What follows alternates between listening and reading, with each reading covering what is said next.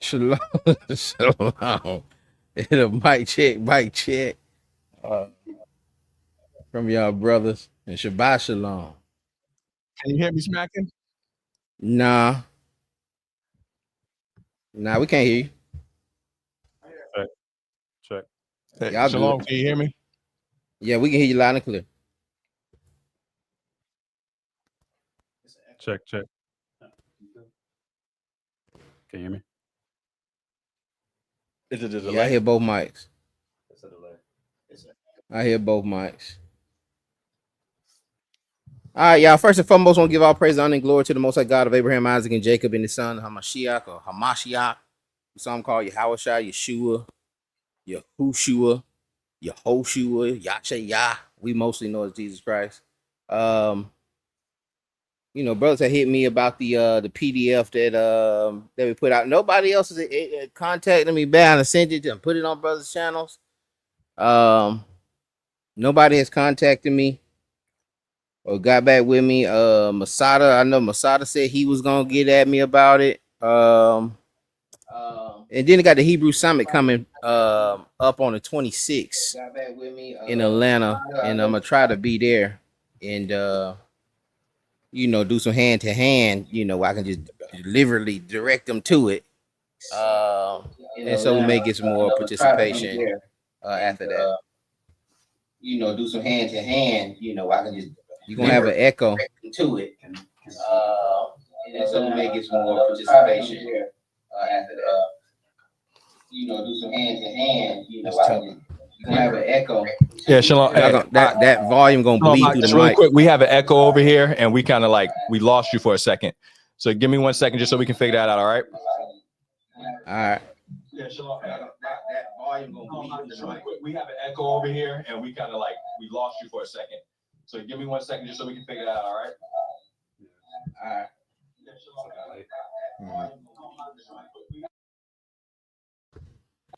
Somebody has open. Either somebody has open mic. So give me 1 second just so we can figure that out. All right.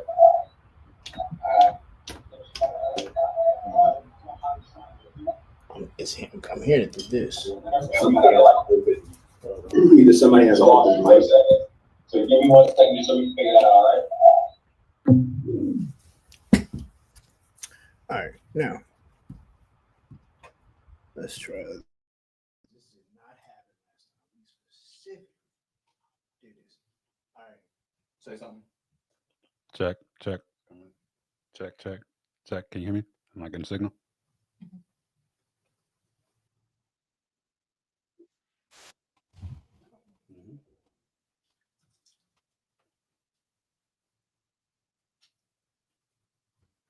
See, you got a Mac. I don't know Macs like that. Crazy, son. All right, try again. Doing this.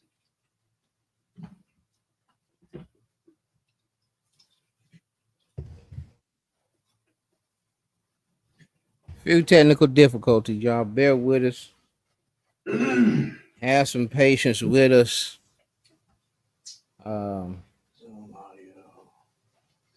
Now we're going to turn to our sponsors. Talk to the mic. Ask me if you can hear you. Can you hear me? I can hear you. Okay. And and it was just that one. I don't hear any echoes now. Good. All right. Can you say something else just to make sure you're not echoing? Mic check. Shabbat shalom. Yeah. So it sounds good. Can you turn it up? Can you turn it up on our end? Okay. So that's the issue then, because if you turn that on, it's going to double it. Here's the thing. If I do this, because we didn't do this earlier. We did this on Tuesday. Everything was fine. These are the same settings you had? Nah, I changed it. I turned this off. So if I go, What were the settings you used last week? Well, just turn that on, and can you turn that?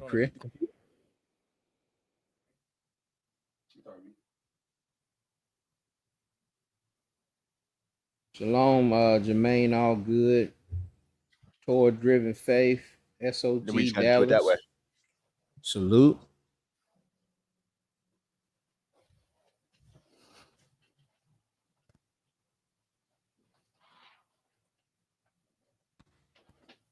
So are we good? I think so. Okay. All right. You see us? Yep. Yeah, we see you and we hear you loud and clear. Crispy. You hear all three of us? Check, Yeah. mic check. I mean, you're gonna have to speak up a little bit, but yeah, you can hear Am I us. low? Yeah, your voice is low. You're gonna have to speak with a little bit more. I mean, like, can you hear me low on TV? I mean, the screen. Check, mic check. We good? Yeah, we got all three of y'all. All right, cool. We good. Hallelujah. Bruh. Yeah. It's always something last minute like that, man. Come on, son. It's always something we last minute. literally went through this and it was fine. It's always like that, bro. I'm telling Yes. you. Yeah. All right. Cool. All right, we ready. Y'all can introduce yourselves. I already gave like a little semi-introduction about why we here. And you can just give your side and introduce yourselves. Hold on, let me send this out to everybody. Yeah, send me the link too so I can put it on my All right. yeah, we got that. Switch over.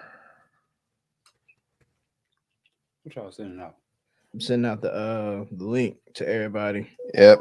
Oh, so they can watch us? Yep. Can I just ask what the link at? Are we going to be like Shannon Sharp minus the debacle? Yep. Yep, just like Shannon Sharp. No.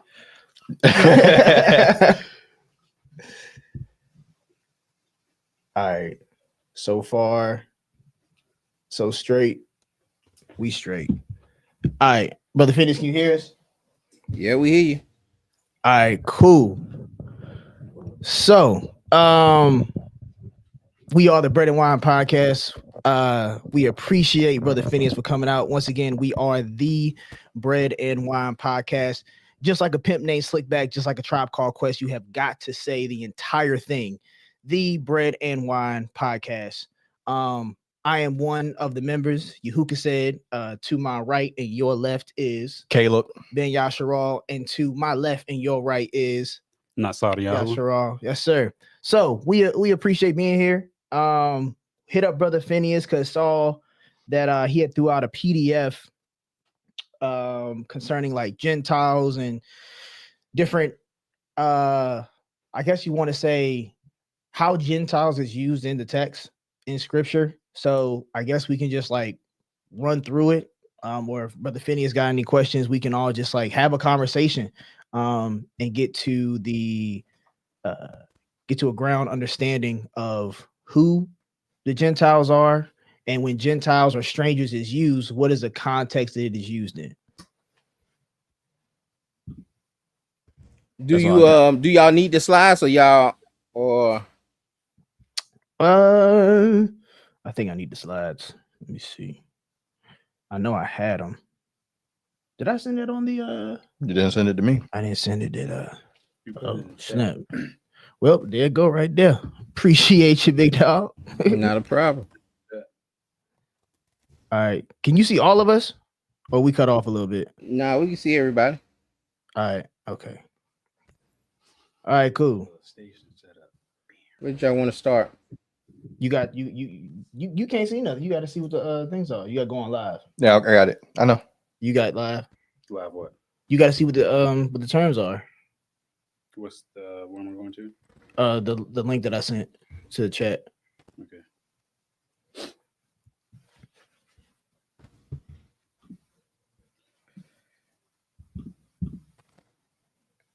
I'm clicking this YouTube. Yeah, click to YouTube and then just like turn your volume down so you can see the chat. I mean, All right, see we the there. links. Yeah. Yeah. Let me y'all need to get one of these cases too. Go ahead. For me. You ain't see that. All right. Go ahead. Did y'all want to start with the terms or y'all just want to move straight to it? I don't know exactly how y'all wanted to do. Man, We I can have just go time to through go the through all of them. But All right. I guess we can go through the terms. What's a proselyte? Convert. Keep it short. Somebody who was not of the nation of Israel, but they decide to follow Yah, to follow Torah, and to essentially cleave unto the covenant. You can see an example of this in Isaiah 56, where it talks about a foreigner or a stranger who essentially says, well, I'm far away from Yah's people. And Yah essentially says, no, if you keep the Shabbats and cleave unto my covenant, then essentially he'll give you a place among the people. So that's a proselyte, to keep it short. So you talking about Isaiah 56 and what is that, 7? Yeah. Let me see. I think it's 7. Well, 7 is in there. So it starts with the eunuch and then it talks about the proselyte. Yeah. I think it's so and the sons of the foreigner who join themselves to Yahuwah to serve him, to love the name of Yahuwah, to be his servants, everyone who keeps the Shabbat from defiling it and holds fast to my covenant. So in terms of what I'm saying, the word for like the son of the stranger or the son of the foreigner is Neker. It's the Strong's H5236, and it literally means like someone that is strange, an alien, foreign, strange, foreigner, heathendom. So this is a heathen. Okay, go ahead. And to be very specific with that word, Nakar, Strong says that if you use a dictionary called the Classical Hebrew Dictionary, it's a concise dictionary of Classical Hebrew, they go into a little bit more detail, and they specifically say it is a person belonging to another god. So they are literally of another nation. This word never applies to an Israelite, ever. Yeah, actually in Genesis 35, 2 and 4, it's actually referred to foreign gods. And in Joshua 20, 24, and 23. Okay. Okay. I have no issues with it. What about stranger? We just gonna go down them? Okay. Yeah, we can, for real. And two, for and that was a great example of when I want these terms, how I have it. That's the kind of answer that I want. I want a verse for an example. Even going into the Strongs or the or any other lexicon or Thayer's, whatever. And that definition, and you defining it and giving an example, 1 or 2 examples. So that's perfect. That's exactly what I'm looking for. Whether I agree or don't agree, for anybody's trying to do this PDF and go through this thing, that's kind of that's what I'm looking for when I'm saying at the bottom there, give me an example, book, chapter, verse, and that fits your definition, that fits what you say it is, and then show that in the text. But y'all can continue. All right, I guess we go to stranger. Yeah. I think one of the best ones really to go to is in Exodus. Yep, I was looking right there. Exodus 12. Well, I was looking at 22 and 20, which is a little different, but I'm having a hard time with the app I'm using, pulling up the actual Hebrew behind it. Exodus 22 and 20 says, you shall not wrong or oppress a stranger, for you were strangers in the land of Egypt. To keep it short, a stranger is simply somebody who just is in a land or in a place that they don't necessarily belong. That doesn't necessarily mean that they are a convert. It just means that they're in that land, and it could be that they're peaceable. There were plenty of people that were strangers in Israel. For example, if you go into Jeremiah, you'll see that the actual when King, what was the king in Jeremiah who threw him in the pit? He was on his neck in dung. Whatever that king's name was, and the Cushite came and lifted him out of that. Oh yeah. That Cushite was actually a stranger. We know this because historically, it was known that there were various Cushite settlements all throughout the land of Israel. Not saying that they were, had permanent settlements or anything like that, but they were just scattered throughout Israel. They did not stop doing whatever Cushites did. They just lived peaceably among the Israelites, and they were just doing whatever business they had to do there. So yeah, that's really all it is for a stranger. It's just they're in a land that's not their land. What you got now, sir? I'm gonna say we have pictures of this in our time. like if someone comes here and they're on a visa, Mhm. whether for work or school, they're not a citizen, they're not a resident, but they're here to conduct business, whether it would be for school or for work, or if you go to someone's country with a passport, you're there for a temporary means. So I want to give an example, another example of this. Genesis 23:4. This is Abraham buying a burial site. So he says that I am a foreigner and a visitor among you. Give me property for a burial site among you, that I might bury my dead out of my sight. So you actually have like Ger, which is the Strong's 1616, and this is just like used as like a stranger or a sojourner, or an alien or a foreigner, right? So I think it's just giving the classification of what they are. But this other word, which he uses for like visitor, which can also be used as a stranger or a sojourner, is the word toshav or toshav. This is the Strong's 8453. So this would be like an inhabitant, someone that is like he's a dweller within the land. It says he's distinguished from the native citizen. He is he can be a temporary inmate, or he can just be a mere lodger. So it sounds like that this word, in terms of toshav, which we understand in English, has a lot of different meanings based upon the context of it and when it's used. He's got a green card. He got a green Basically, card. yeah. Basically. He got a green card. He stands for however long you need to. But he don't have all the benefits of being like one of the people in that nation. He doesn't can't partake in everything. He's protected. Yeah. But like he can't do Pesach. Yeah. They can't, like a lot of the laws you see in Deuteronomy where it says, your brother you can't do this to. A foreigner you can do this to, but your brother, that foreigner would be this person. There wouldn't be a Ger.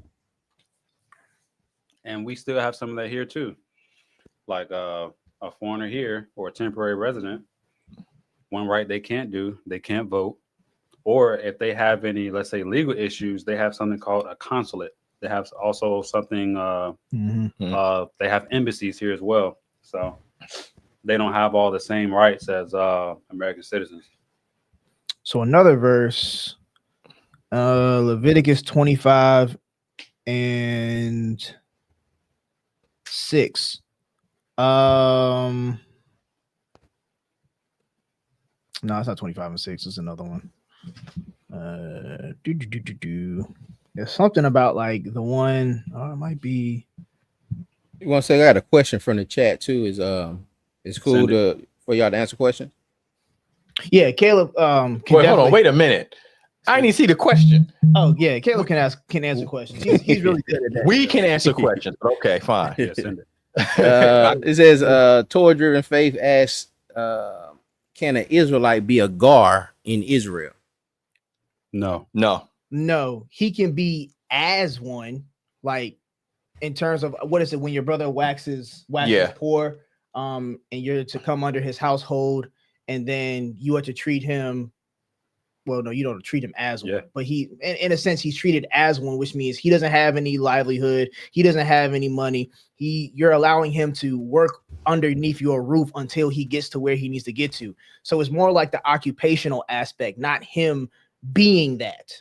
So the reason why they are he's a called contractor. Yeah, the reason why they're called strangers is because they literally are not in that place that they're supposed to be. Yeah. Right. So and the reason why they were strangers in Egypt is because that's not their land. Right. Not land, language, culture. Yeah, none of that is theirs. Yeah. Right. And I'm glad you brought that up, because I sometimes we do just think about just the land, but also, again, the language, the culture, the food, the everything. It's not them. They're staying there in the land of Goshen, but that's not their people. Yes. Yeah. You can't spread your roots the same because not your land. If I go to Japan right now, how they conduct themselves is very different than what I'm used to. So I wouldn't be able to embed myself in their society the same way I could here, unless are fully integrated into their way of life, which Yep. is what a proselyte Yeah, that's has what to do coming into. that's what a proselyte Israel. does. Like Yeah. like with Ruth, my Elohim would be your Elohim, your Elohim would be my Elohim, your people will be my people. Yep. She's literally saying, I'm going to change my whole way of life Yep. to the way you all do it. That's Even, what a proselyte does. even now, dual citizenship is an issue for some countries. You have to renounce Mhm. your past nation. So if you came into the people of Israel, the Elohim of Abraham, Isaac, and Jacob, you had to renounce the way of life of your people. You had to renounce the foreign Elohims which you came from, and you have to cleave unto the Elohim of the people that you are joining to. So we still carry all these concepts today in our world societies. One more thing connected to that. Someone had a question. Dominique Dolas, can an Israelite be Tosab? An Israelite can be Tosab if they're living. Yes. Well, in terms of like Abraham, even though Abraham isn't an Israelite, he's a Hebrew. He was Tosab among those who he dwelt among when he got the burial site for Sarah. He was a Tosab. So if you're in a foreign land, that would be an example. Yeah. But an Israelite cannot be a Tosab if he's a native born. Like if he's an Israelite living in Israel, he would not be Tosab. You can't be a stranger in your own house. Yeah. Now you can be a stranger. You can be a stranger in terms of like what mentally. Well, I would call that like you're estranged. Yeah, estranged. Like you're separated for whatever reason. Like you're the black sheep of the family. Yeah, you're estranged. But you're still a sheep. Yeah, but you're not a stranger. Like let's put a pin on that one though, because we're gonna have to come back to that. Let's put a pin in that. Estranged. Cool. Yeah, but we'll come back to that part. Estranged. Yeah, my estranged spouse. Yeah. All right. So you want to move on to the next terms? That's on Brother Phinehas. Yes, on y'all. It's on okay, y'all, cool. man. Y'all go ahead. All right, I'm looking at the chat, seeing if they have questions. The next two are pretty simple. Yeah, they're very simple. Yeah. So circumcision and uncircumcision, they're basically together. You're mostly going to see the term used in that way in the New Testament, specifically in Paul's letters. Right. And Ephesians 2. Yeah, Ephesians and Galatians as well. Mm-hmm. And I think in Romans as well. A lot of times you'll hear people, they're reading this and sometimes they actually think it's talking about the act of circumcision. No, it's actually talking about the people. Circumcision is very simple. You're a Jew. Yeah, Jews and non-Jews. The uncircumcision, non-Jews. Yeah. Why is this the case? Because at that time, the Pharisees had some halakha, which is basically the way you walk out Torah, but of course they added some things to it, and that's where you get the works of Torah, which is those added things, those added things that they kind of made up and said you have to follow that like Torah too, where they required proselytes to circumcise themselves immediately, and that's when they were considered part of Israel. So if you go into Galatians, that's that whole issue in Galatians and Acts 15. So the reason why they're called the circumcision is because you're circumcised, you're in the covenant. If you're uncircumcised from that point of state, that point of thinking, then you're clearly not in the covenant. So it can be the people with the law versus the people without the law. Because it was issued to Israel, so they are the circumcised. So, but there's another component too. So we just talked about the blood component, the circumcised and uncircumcised, but then there's the circumcised and uncircumcised of the heart. So there's another designation too. So you can, even within the Jewish people, you can have the circumcised and uncircumcised. Yeah. So I'm gonna go to that one too. The remnant within the remnant. The remnant. The remnant within the remnant. So Ephesians 2, this is how we know it's not in terms of how he's expressing it, he's talking to those like physically, because he says this. Ephesians 2:11 says, therefore, remember that you at one time, you Gentiles, in the flesh, called the uncircumcision by what is called the circumcision, which is made in the flesh of hands. So we can see right here, this is something physical. This is a physical identifier, a physical marking of what you are by how these people are categorizing you. Either circumcised, you're uncircumcised. We're going to keep it simple. Either, I kind of want to say black and white, but basically like that, right? There's no gray area. Either you're circumcised, or you're not circumcised. If you're circumcised, you're a Jew. If you're uncircumcised, you're a Gentile. I think we kind of convolute a lot of those things based upon 21st century thinking. There we go. Yeah, but yeah, that's all that is. All right, next. Gentile. That's the Goyim. same thing as, Yeah, Gentile is basically just a person from another nation. It's the word goy or goyim. It literally just means nation or nation. this one. Everybody's Gentile just means dang, never mind. I was thinking of Gur. Goyim, which is Definitely. nation. And I was like, everybody is a nation. Yeah, Yeah. but specifically how it's used in the scripture, Yeah. it's specifically talking about a non-Israelite. Yeah, Generally. yeah. Yeah. So it's the Greek 1484 ethnos, Yeah. Gentile, heathen, Yep. nation, people, pagans, a race, a tribe. Yeah. So- Now we did put that pin in the other thing because I want to go. Estranged. Yeah, because I want to go back. The Hebrew tied to that would be czar. Yeah. Yeah. So I want to go back because there is another word that's used in the King James, in the Greek, I'm sorry, that the King James also translates as a Gentile in the New Testament. And I believe the word is Hellenes or something like that. Oh, My yeah, Greek is There's not as two Greek. Yeah. It's like a Hellenist and Helen, yeah. ethnos. yeah. The one with the H is Greek-speaking Jews. Yeah. So I'm sorry, Hellenized Jews. So they're Yeah. Jews, but they live as Greeks. Yeah, so that's one of the things that sometimes you hear people say that, well, the Gentiles are Israelites that are living in other lands.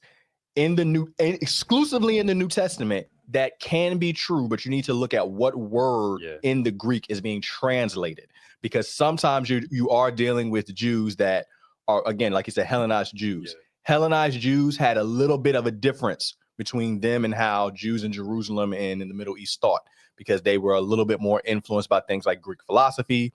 They were living outside of Israel, so they kind of had to conform a lot more to the Greek world that they were living in. So sometimes they were called Hellenes. And again, the King James and some other translations translates both ethnos and Hellenes as Gentile.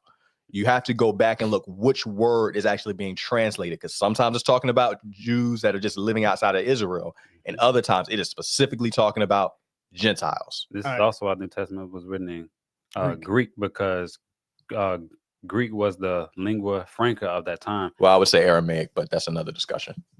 Some of the books, at least. Some of the books.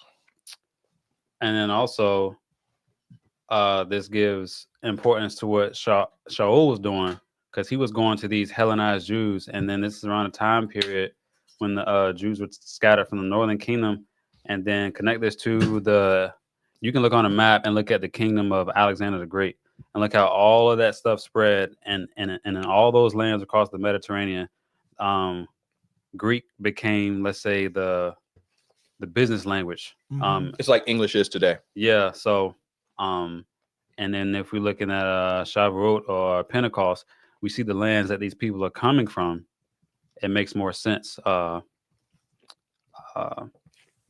why these guys were like Grecian Jews, and like why Shaul's like ministry was so important. So in Acts 9, starting at verse 26, and when he had come to Jerusalem, all right, he's in Jerusalem.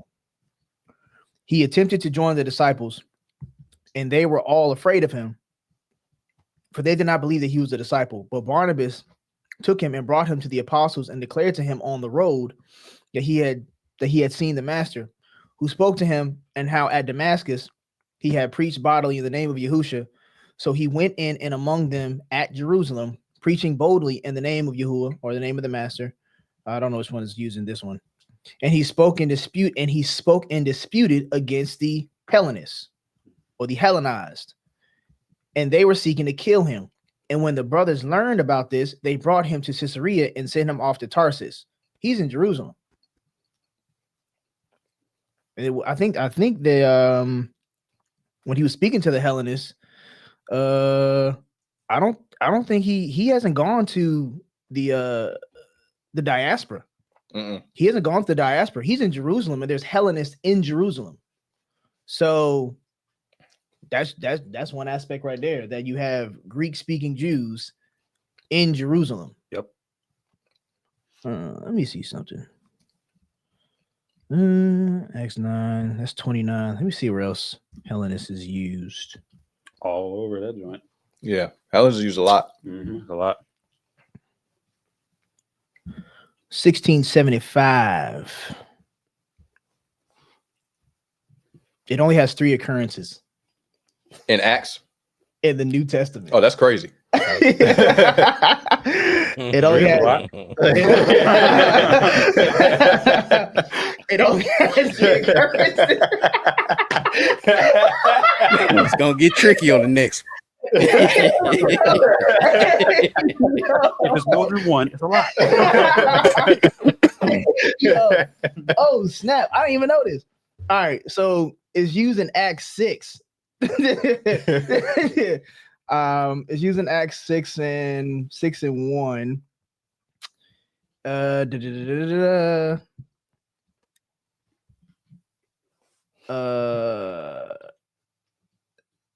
Okay, so it says, and now in the days that these, you know what? Let me do this. So now in the days, this is Acts 6 and verse 1. Now in these days, when the disciples were increasing in number, a complaint by the Hellenists arose against the Hebrews because their widows were being neglected in the daily distribution. And the 12 summoned for the full number of the disciples and said, it is not right that we should give preaching the word of Elohim to serve tables. Therefore, brothers, pick out among you 7 men of good repute, full of the Ruach and of wisdom, whom we will appoint to this duty. But we will devote ourselves to prayer and the ministry of the word. And what they said pleased the whole gathering. And they chose Stephen, man full of belief and of the set apart spirit, and Philip and Procurius and Nicanor and Timon and Parnius and Nicholas, a proselyte. So Nicholas was a proselyte of Antioch. These were set before the apostles, and they prayed and laid hands on them. So I ain't gonna lie, you butchered them names. probably. So we already did Acts 9 and 29. Now let's go to Acts 11 and 20. So once again, in terms of that one, for Acts 6, they're not in the diaspora, and these people are recognized as Hellenists. Acts 11 and 20. You didn't have to be in the diaspora to be Hellenized. You just had to live as a Greek. Yeah, Mhm. because just living outside of Jerusalem or even outside of that area, you would have to do some level, just like us today. Yeah. We have to do some level of conforming, even though we don't want to, just because of where we live. Yeah. All right, so verse 19. This is about Antioch. Now these who were scattered because of the persecution that arose over Stephen traveled as far as Phoenicia, Cyprus, Antioch, speaking the word to no one except Jews. They didn't speak to Gentiles, they just speaking to Jews, in terms of that part right there. But there were some of them, men of Cyprus and Cyrene, who on coming to Antioch spoke to the Hellenists, also preaching Yahusha the Messiah, or the Master Yahusha. So, and the question would be, well, who are these people? Are these Gentiles or are these Greek-speaking Jews? Well, what's the word there? Hellenists. Yeah. So what we gonna go with? Greek-speaking Jews? Or straight Goyim? What did it say? I read that verse again. It said, now those were scattered because of the persecution that arose over Stephen, traveled as far as Phoenicia and Cyprus and Antioch, speaking the word to no one except Jews. But there were some of them, men of Cyprus and Cyrene, who on coming to Antioch spoke to the Hellenists, also the preaching of the Master Yahusha. Yeah, that would still be Jews. Yeah. Greek-speaking Jews. Yeah. Because the message is still going forth from it's still going forth from the circumcised for the Jew first. Cool. All right. You good? Finish. Yeah, I'm good. I'm following. All right. Where we at now? Grecian and Greek, which is Ain't that the same thing? basically just a Greek. Yeah. Yes, it's just a Greek, just person from Greece, or a person who is living among the Greeks. I think they're the same word. Like one might be Latin, one might be like a transliteration. Yeah. It's just they're the same word. Yeah, it's just a language barrier. Not even from the original language, just from how it's translated. And then what's the name? Heathen. And let me say this. in the KJV, the three occurrences that y'all just read, that translates into the KJV as Grecian. Grecian is the Strong's Hellenistes. That's the word for Grecian, a Greek-speaking Jew. So a Greek-speaking Jew will only appear 3 times in the text. And that word translated in the KJV is the word Grecian. Okay, so I was mistaken when I said it was translated as Gentile. Then it was translated as Grecian. Dang, so it's Greek-speaking Jews. So it got nothing to do with Gentiles. Now let me go to Greek in terms of Romans 1:16. It says, "For I'm not ashamed of the good news, for it is the power of Elohim for salvation to everyone who believes, to the Jew first and also to the Greek." Now, what is that word for Greek? For Greek.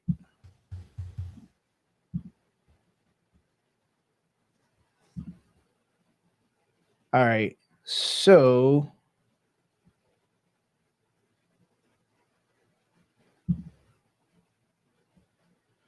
this word is Helleni, the Greek 1672, and it stands for Gentile and Greek or Greeks. That is a non-Jew. A Hellen, a Grecian, or inhabitant of Hellas, by extension, a Greek-speaking person, especially a non-Jew. There you go. So in John 17:35, it says he says, let me see. Oh, go ahead, Doc. My fault. No, I was just talking about you, what you about to say, but go ahead. Oh. So let me see. Choo. That's when you drop the ball on those things. This is all Israelites. Nope. All right. That's all said. I don't want y'all to be getting that smoke like I having that smoke on me. Oh, but, man, TikTok be out for us. It's all good. Oh, okay. It's all good. Okay. So John 7:32, the Pharisees heard the crowd muttering these things about him, and the chief priests and the Pharisees sent officers to arrest him. Yahusha then said, "I will be with you a little longer, then I am going to him who sent me. You will seek me and you will not find me. Where I am, you cannot go." Then the Yahudim said to one another, "Where does this man intend to go, that we won't find him? Does he intend to go to the dispersion?" Who's the dispersion? Those are the Jews. Those are the Helleniste or whatever. Among the Greeks. Wow. Yeah. Now I do want to. I want to go somewhere else though. And teach the Greeks. Yeah, I want to go one other place because we are talking about the New Testament. We got to remember the Tanakh too, the Old Testament. You're right. So in Joel, so I have 2 different versions here. One has 4:6, the other has 3:6. I don't know why one has an extra chapter there, but I'll read the first version, which I'm reading from the LEB, which is the it should be the something English Bible. Yeah, the Lexingham English Bible. Yeah. Right. So it says, "And the sons of Judah and Jerusalem you sold to the sons of the Greeks in order to remove them from their border." Now I have a different version here, and this is the JPS. It is what it is, but there's a reason why I'm using JPS. I know, I'm just saying. Yeah. It says, "And you have sold the people of Judah and the people of Jerusalem to the Ionians, so that you have removed them far away from their homeland." Ionians, another word. Yeah. So the Ionians is actually what the Hebrews, what you would call a Greek person, Ionian or Iob. Like if you go into Genesis 10, where you look at the table of nations, and you go into Japheth. Huh? That was it's Yavon. Yeah. So Yavon, Ionian, Yavon is how you would say it in Hebrew. Ionian is how you would say it in Latin. Yeah, when you essentially transliterate the Hebrew into the Latin. Like Edom and Idumea. Yeah. Yeah. So they put Ionian, but Yavon would be how you would say it in Greek or in Hebrew. Well, dang. So that's actually what the people are called in their original language, in our original language. So these are Jews? No. Oh, okay. Because you can't. I mean, it's so you say the people of Jerusalem and Judah. I just want to make sure, just for the audience. Okay. People in the chat might ask a question. All right. So now we're moving on to the last word. Heathen. Okay. So heathen kind of is like If we go back to proselyte and stranger, you had the one that actually converts fully over, the one that lives among the people but doesn't really convert. The heathen is somebody who does not live amongst Israel at all. They live in another nation. They have another culture. They're doing other things. They got another Elohim. They got another Elohim, another God. They have everything. They're not of us at all. They're not even living amongst us. That's a heathen. So they are a totally different breed than the other two. So a heathen, like some old church folk would call people who weren't practicing or like, let's say, devout enough in their Christianity. Heathens, like technically, well, by definition, that's not a heathen. It's not that, because a heathen is someone who serves someone else. This is just a person who's disobedient. All right. So in Jeremiah 10:2, it says, "Thus says Yahuwah, do not accustom unto the way of the nations. Do not accustom yourselves, and do not be afraid of the signs of heaven, for the nations are terrified of them or afraid by them." Some versions say, like the ESV says, "Learn not the way of the nations, nor be dismayed of the signs of the nations." But when you look up, I think in the KJV, KJV is say heathen. right? It says it says heathen. So goyim, ha goyim, goy. Yeah, I was gonna say that's where it gets a little interesting, because again, sometimes you're dealing with translation. Yeah. So yeah, sometimes they translate the word goyim as heathen, and again, you just gotta look at things and do a little bit more study to figure out what is the meaning behind this word, and not just sometimes always just take the English at face value. Right. Yeah. So like in Genesis 10, where it says like the genealogies of the nations, the coastlands of the nations, you can say like the coastlands or the isles of the heathen. This is all Japheth. Where else? So even in Genesis 25:3 concerning Jacob and Esau, it says there are two nations. Yes. So you could say there are two heathens. And, I mean, it's one version. If you're dealing with the translation, right. Yeah. So heathen and nation are interchangeable. That's what it seems like. But if it's positive or negative, yeah, it's going to depend on the context. Yeah, like what's being discussed about in that in that chapter. But like this two nations, it can also be understood as children of light and children of darkness. So a heathen is also a child of darkness. Goy is used over 500 times. Yeah. Like I said, sometimes it's not even translated as heathen. Sometimes it's just translated as nations or nations. So again, you got to go behind the English sometimes. Yeah. If you're really trying to get a deeper understanding of that particular thing. I see Chajak then said something about Jews being of the southern tribe. There's a reason why the term Jew remained and why Hebrew and Israelite didn't hold. It's because the Jews were never taken over to the same capacity. So the term Jew came to apply to all Hebrews. So yeah, it has different meanings. It's a bloodline tribe of Judah. It's also a territory, like if you're from the southern kingdom, but it also applies to the entire Israelite people as well. Today. So because originally it was not like that. Yeah, originally it was specifically, again, just southern tribe. You were Yahudi, right? And then like he said, just over time, because the Yahudim remained and things didn't happen to them the same way. Eventually, especially among the other nations, they were just the Yahudim, and they might have still called them Hebrew or Israelite on occasion, but for the most part, they were the Yahudim. They, that's just what it was. So that just stuck. So as time went on, now you got Abraham being called a Jew. Well, Abraham was before David and he was before Judah. So how could he possibly be a Jew? But it's just how things happen sometimes. So this is from the Shalom Hartman Institute. It says, how did the word Jew become identified with the Yahudim, the people? Like the nation as a whole. Yeah. Because you said how the term Jew applies to the Jew. Yeah. So so it does say like the use of the name Yehuda expanded following the separation from the kingdom of Israel, not only to the name of the tribe, but also to the kingdom of Judah, which in the southern kingdom created from the portions of Judah, Benjamin, and Simon and Shimeon or Shimon. The term Jew was not used as a collective name for the residents of the kingdom in the early stages. Other terms were used in participation. Men of Judah. Thus, for example, you have Judges 15 and 10. The first appearance of the word Jew in the Bible is in 2 Kings, or was that 2 Kings? 2 Kings 16:6.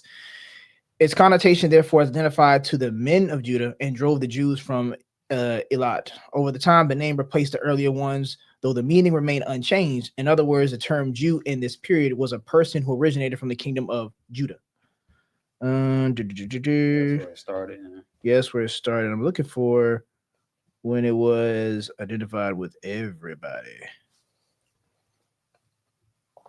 So realistically, here it is, right here. okay. In the late Second Temple period, the dominant meaning of the word Jew continued to be an ethnic one, in its parallel connotation to the people of Israel. Coins from the period of Aristobulus I, Alexander, Janus, and Herod, for example, appear with the explicit inscription, Yehuda, Yohanathan, High Priest, Council of the Jews. Also in the wedding contract of Bathada. Yeah, something along those lines. Yeah, Beret Shimon from the year of 128 CE, there appears according to the law of Moses and Yahudi. The similar phrase is found in the wedding contract at the time of Hillel the elder from the 1st century.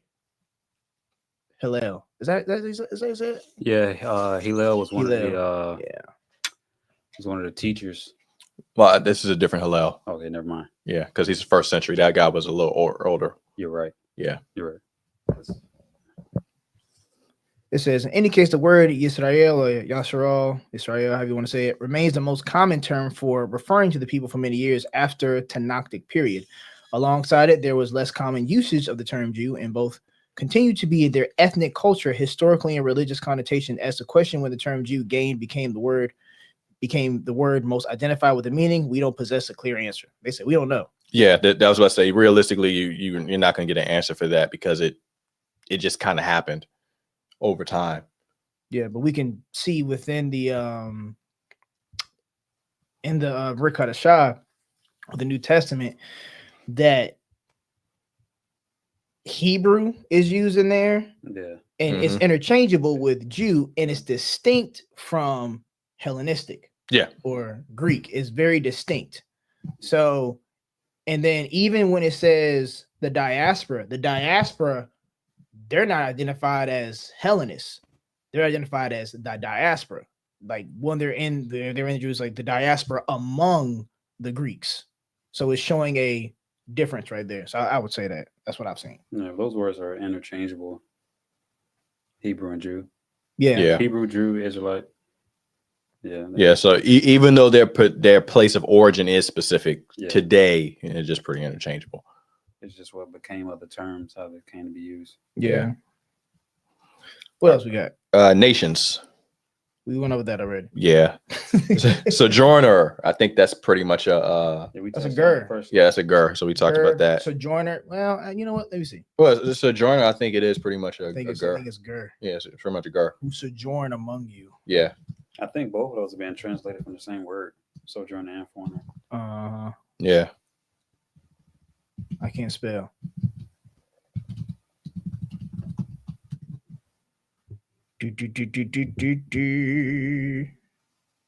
Leviticus 19:33. Because you were strangers in the land of Egypt, which means you was a different nation in the land of Egypt. You weren't Egyptians. Let me see.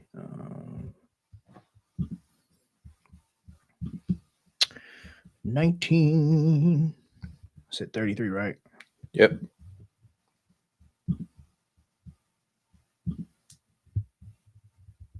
This would be so much easier with ChatGPT. See, ChatGPT, if you put some time into learning things, occasionally you'll find that the information gives you is bad. Yeah, it's not always the best. It's not always the best. That's why you gotta it's filter. Tool. You gotta filter your research. Yeah, it's You a gotta useful tool. ask it. Say, hey, Yeah. I want these sources, these type of sources. Right. Yeah. You just gotta know how to ask, man. I would It'll give you what start you there. want. I would use it supplementary as like a quick starting point, but check it. Yeah. And if you're really trying to get some deep information, ChatGPT ain't gonna give it to you. You just need you just need something to just scratch. You need a book. Yeah.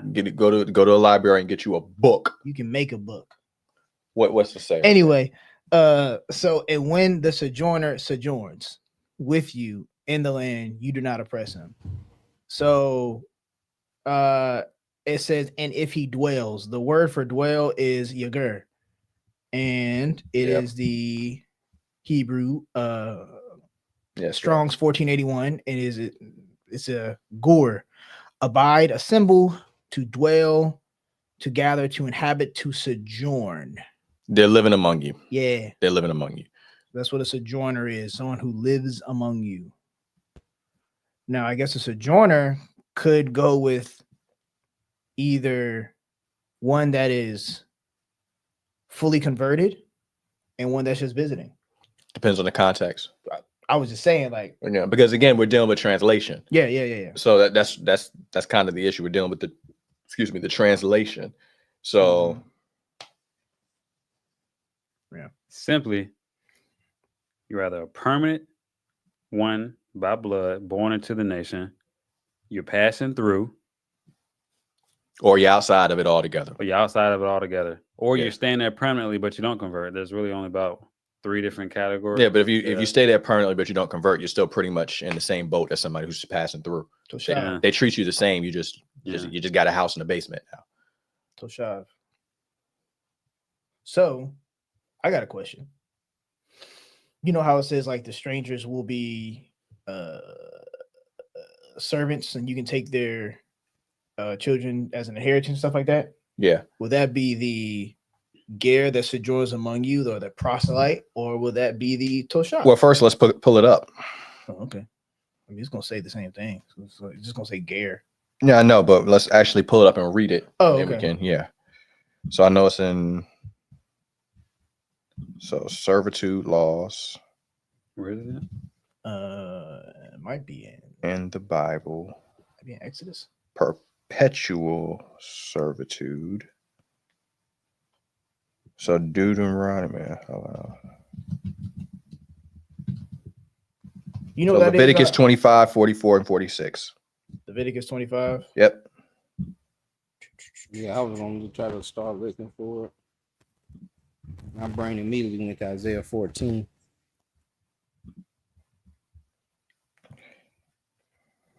You said 44 through 46? Leviticus 25, 44 through 46. So let me see if I can pull it up in a different version too, because I don't want to just have this one version here. Actually, you're going to need to start a little earlier than that. Start at 40? Yeah, probably start at about 40. A hired servant. A sojourner, he shall be with you until the end of the Jubilee year and shall serve you. That's your brother in 39. So the servant in 40 is your brother. Right. Yeah, so all this is relative. Go to your brother and to the woman, your sister.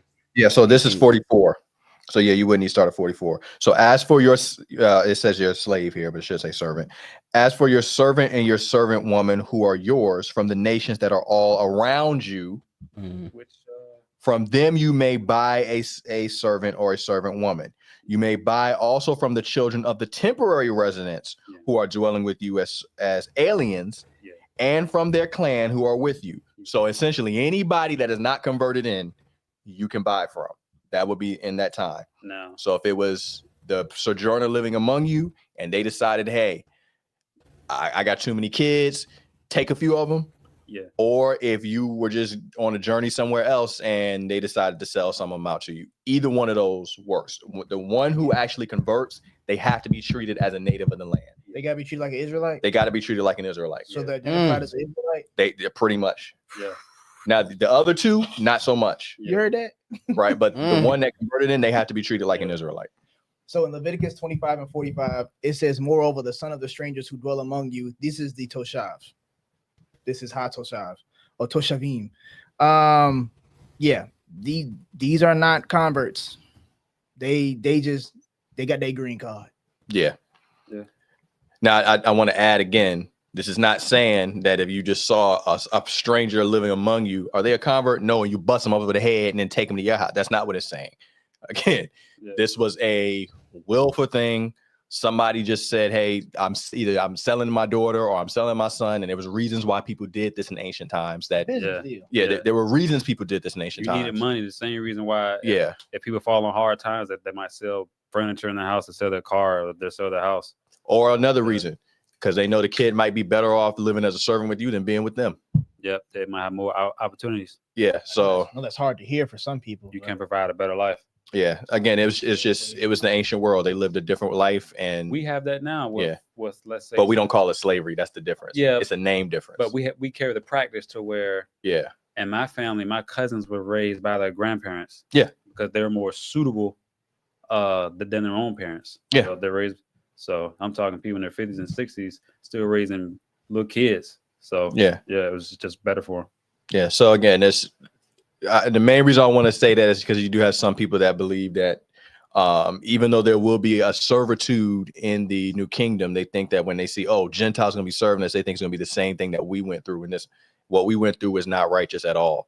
So this was not, what was supposed to happen was not something where they just were capturing the residents or saying, you can go over there and kidnap. That's not what it's saying. Yeah. It's just saying if they were sold to you, or if you were able to acquire them for whatever reason, those you don't necessarily have to keep under the 7-year rule that you do with an Israelite. Yeah. That's all it's saying. But what would also happen, because the nation of Israel has a standard, even when someone was coming into your nation, like you bought them or they work for you, they would eventually convert.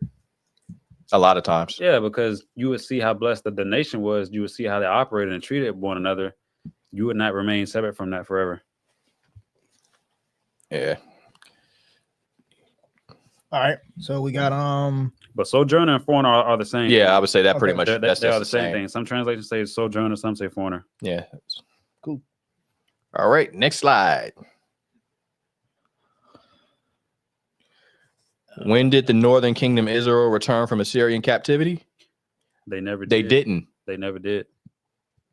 There was I think it was in Isaiah when he's talking about speak to the isles. Yeah, there's certain there. So that he mentions the places that they were at. Those nations with the nations that happened at Pentecost, the same nations. Yeah. Yeah. So they never returned. Let's see. That's Isaiah. Was that 49? Yeah, I think it might be. It might be. It's the second half, definitely.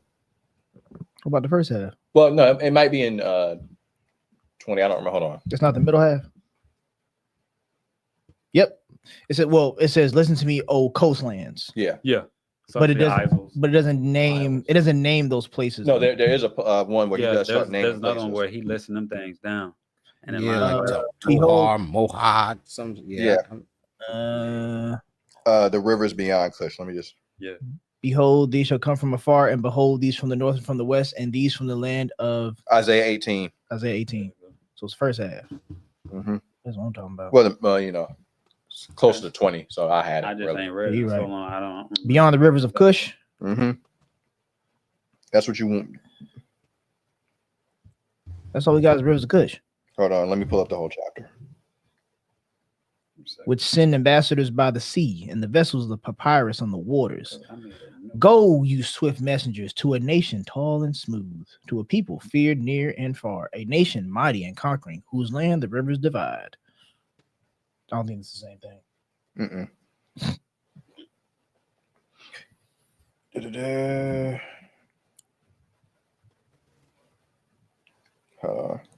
Isaiah, call my daughters from. I got where they settled, where Assyria settled them at. In 2 Kings 18. Yeah. So that is in 2 Kings 18. We're specifically looking for Isaiah because Isaiah actually does mention He specifically says, I'm going to call my daughters or my children from this place and from this place and from this place. Oh, from this when place. he's bringing them back. Right. Okay. Yeah, and from beyond the rivers. And he's specifically talking about the Northern Kingdom at that time. Fire in 2021, bro. I was already hit. Yeah, let's see if this is it. Find that joint because I got it too. Is it what I gave Egypt for your ransom, Ethiopia and Sheba for you? Hold on, I think I might have it. Nope, I don't. That's crazy. Let's see. I never had this hard of a time finding a verse in my life. Yeah, it's been so long since I looked at it. Let me see. Let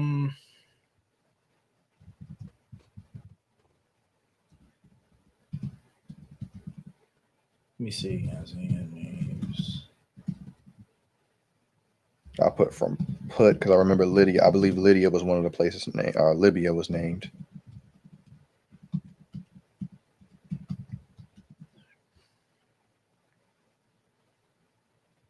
Isaiah 11.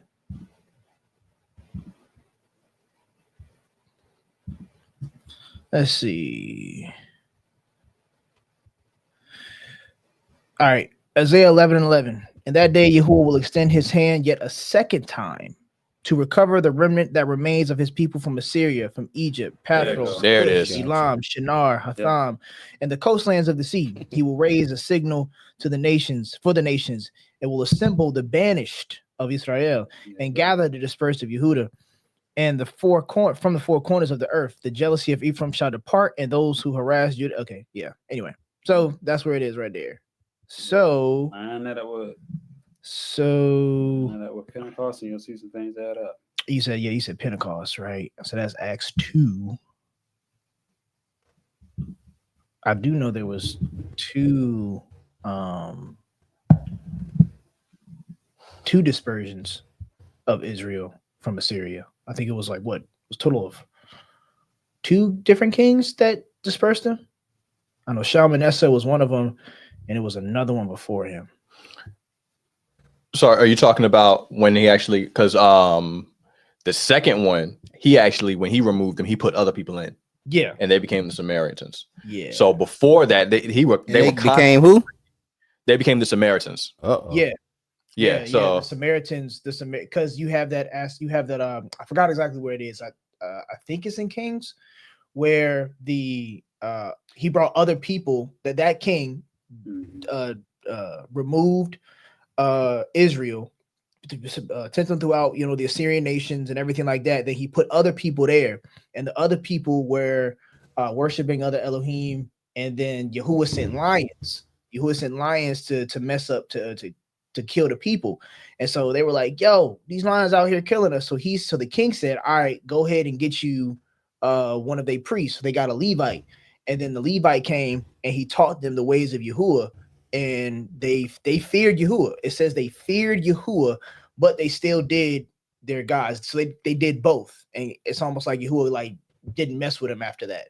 Like he kind of just allowed them to be for a period. And if you ever go into the New Testament and wonder why the Yahudim and the Samaritans were separated and they didn't like each other, it starts here. Mm-hmm. Josephus talks about it, where essentially what would happen is whenever the Yahudim, the Jews, were having a hard time, the Samaritans were like, "Oh, we don't know these people."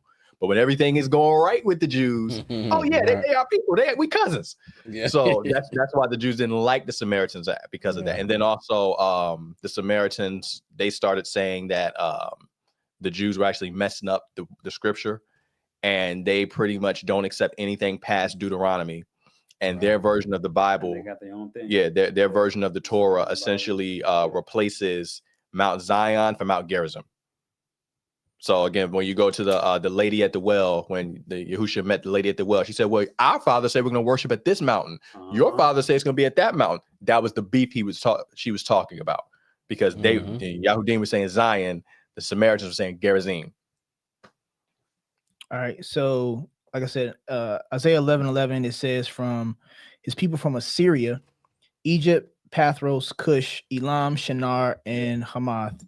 Acts 2 says Parthians, Medes, Elamites, residents of Mesopotamia, Judea, Cappadocia, Pontus, Asia, Perga, definitely expanded from Isaiah. But Pamphylia, Egypt, it includes those same lands. Parts of Libya belonging to the Cyrene, visitors from Rome, both Jews and proselytes, Cretans and Arabs. So yeah. It's the same lands. It's just time. I mean, that's the time between Isaiah and Joel was hundreds of years. Yeah, but still generalized area. Yeah. Around the same. You have a lot of similarities. So yeah. All right. From these passages, was Paul afraid to die? Let me see what. And y'all may not even. I don't know if y'all came through, y'all journey through one West Israelism. I didn't. You almost did. Never. Never. Yeah, I didn't. No. I didn't. So I put this PDF. I had them in mind. Okay. Okay. Yeah. For this. So when I'm asking, is he afraid to die? It's because there was that Paul tried to save face. With Agrippa. And he was scared to die, and so he lied. He lied to Agrippa. Okay. All right. He lied to Agrippa, right? That's my first time ever hearing that. So that's wild to me. Okay. So I'm gonna say this much. In terms of was Paul afraid to die? I'm not Paul. So I'm not gonna say whether the man was afraid to die or not. The question for me wouldn't be was he afraid to die? The question would be, did Paul have enough integrity to stand by what he believed to be the truth and say that even if he thought he was going to die and was afraid? The question shouldn't be, is he afraid? Is he willing to if necessary? Yeah, because there's plenty of people that did stuff knowing they were going to die and were terrified, but they thought that whatever they were standing for. Perfect example in Maccabees, Second Maccabees. I'm 100% certain that every single one of those boys were terrified before that man cut their arms and legs off and threw them in a pan and fried them alive. Lying, but you're supposed to be lying if you say you're afraid to die, even if you're full of conviction. Yeah, because even if you have full belief, it's still something about it that still might shake you a little bit. The Messiah himself. Yeah, he was shaking. He's the Messiah. He was sweating. He was sweating bullets. Blood. Father, look, man, I know what we talked about, but hey, if there's any way, can we read the point? That's a great point. Like, look.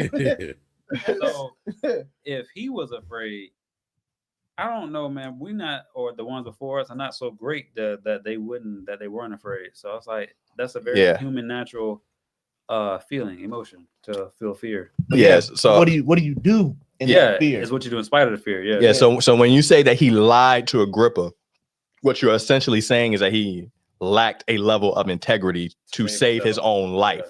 And keep in mind, every single one of the apostles, except for one, died horrible deaths, including Paul. Yeah. So basically what you're saying is he saved himself just to get beheaded later on anyway. That man got stoned. Yeah, he got stoned in the book of Acts before he got stoned already. If it wasn't for the fact that the apostles came over and looked at him, he would have been dead right there. So that doesn't make a lot of... I want to read something real quick. Yeah, that's Shaul was such a real one that Peter praised him in his writings. Yeah, so that doesn't make a lot of sense. But again, you're also, I understand because of what their doctrine is, why they would say that, but you're still attacking the man's integrity by saying that. So look, I'm gonna read this is a little bit lengthy. This is Acts 28. Actually, I read this for the first time the other day. Acts 28, starting at verse 17. And after 3 days, he called together the local leaders of the Jews. This is Paul. Paul's in Rome. He called together the local leaders of the Jews.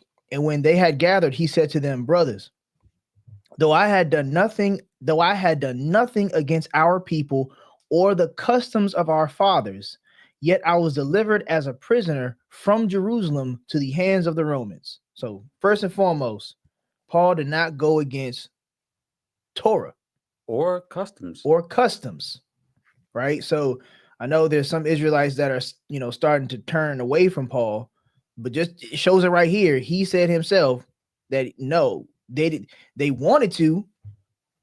I'll keep going.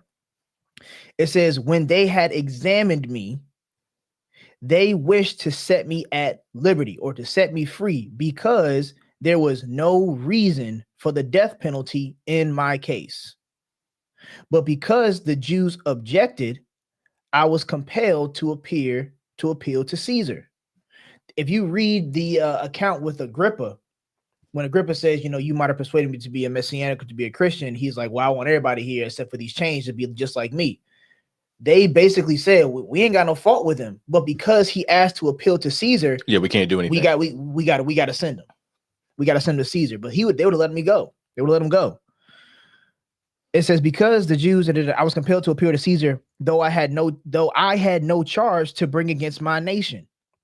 For this reason, therefore, I have asked to see you and to speak with you, since it is because of the hope of Israel I am wearing these chains. And they said to him, these are the leaders of the Jews that are in Rome, we have received no letters from Judea about you, and none of the brothers coming here has reported or spoken any evil about you. But we desire to hear from you what your views are, for with regard to this sect, we know that everywhere it is spoken against.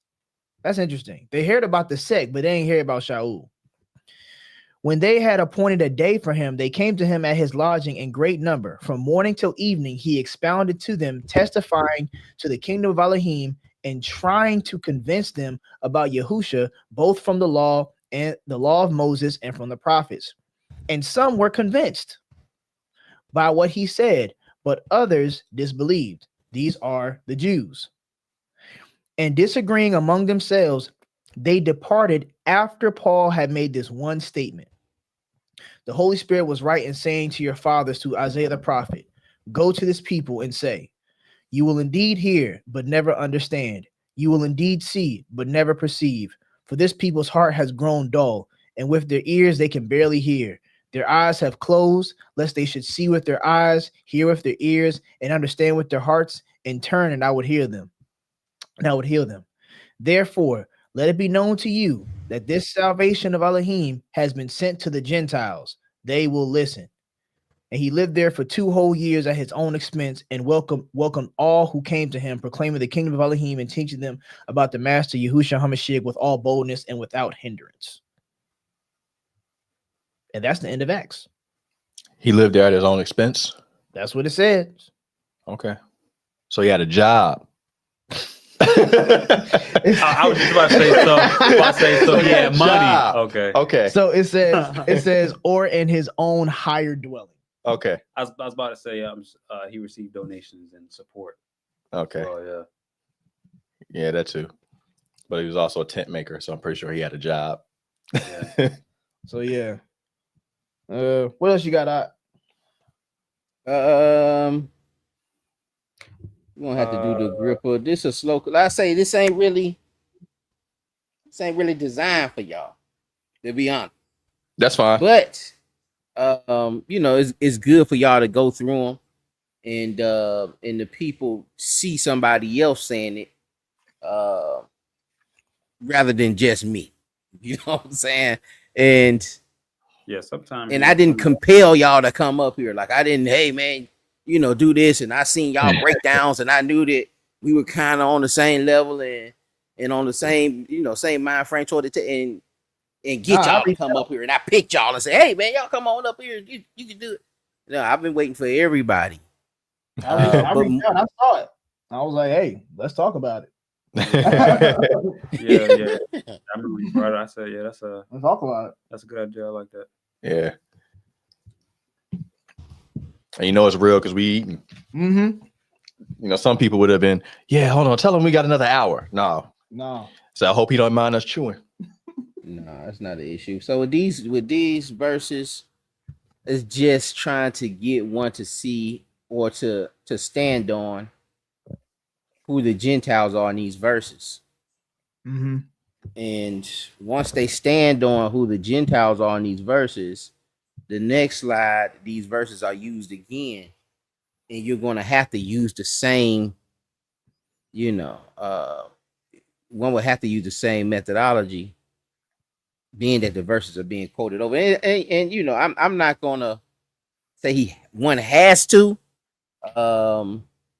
because for me, there's some points where I see things are used a little differently than they were quoted in the Old Testament.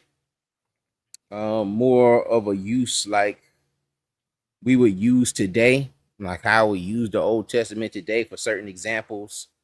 of us in modern times, I can see Paul doing that also. So I wouldn't stand on it. But some people do. Some people, most of One West Israelism, they're going to stand on whatever that verse was quoted. And I'll give you the example. The strongest example is the Romans. What is it? 9:24, 9:25, 9:26. Pull that up. Romans 9:25. Yeah. 9:25. And I feel that Paul is using that for Gentiles. But that, you know, it's quoted from Hosea, which is Israelites. Is that Esau have I loved? No. Okay. So, excuse me. Romans 9:24. Well, I saw that 22. What if Elohim, desiring to show his wrath and to make known his power, has endured with much patience vessels of wrath prepared for destruction, in order to make known the riches of his esteem for vessels of mercy, which he has prepared beforehand for his esteem, even us, whom he has called, not from the Jews only, but also from the Gentiles, ? As indeed he has said in Hosea, those who are not my people, I will call my people, and her who is not my beloved, I will call beloved. And in the very place where I will say to them, you are not my people, there they shall be called sons of the living Elohim. Isaiah cries also concerning Israel. Though the number of the sons of Israel as be the sand of the sea, only a remnant of them will be saved. For Yahuwah will carry out his sentence upon the earth fully and without delay. And Isaiah also predicted the saying, if Yahuwah of hosts had not left us less offspring, we would have been like Sodom and become like Gomorrah. So how exactly are they using that? So they tie that to the joint. I think it's Hosea when he's talking about it's like lo ami. He was like not my people because he's talking about the Northern Kingdom. Yeah, they're using correct. that context specifically to Israel. But what book is that? But what Shaul does, he takes these texts and frames it in a different light, like which is very common during that time. So then he says this: what shall we say then? That Gentiles who did not pursue righteousness have attained it, that is a righteousness that is by faith, but that Israel, who pursued a law that would lead to righteousness, did not succeed in reaching that law. Why? Because they did not pursue it by faith, as if it were based on works. They have stumbled over the stumbling stone, as it is written, behold, I am laying in Zion a stone of stumbling, a rock of offense, and whoever believes in him will not be put to shame. So he's making a distinction between Israel and these other nations. And I just had is it in the same book where he says those who have not the law, they do it naturally? They are law unto themselves. Is that also in Romans? That's in Romans as well. That's what I'm saying. Like that can't be Israel.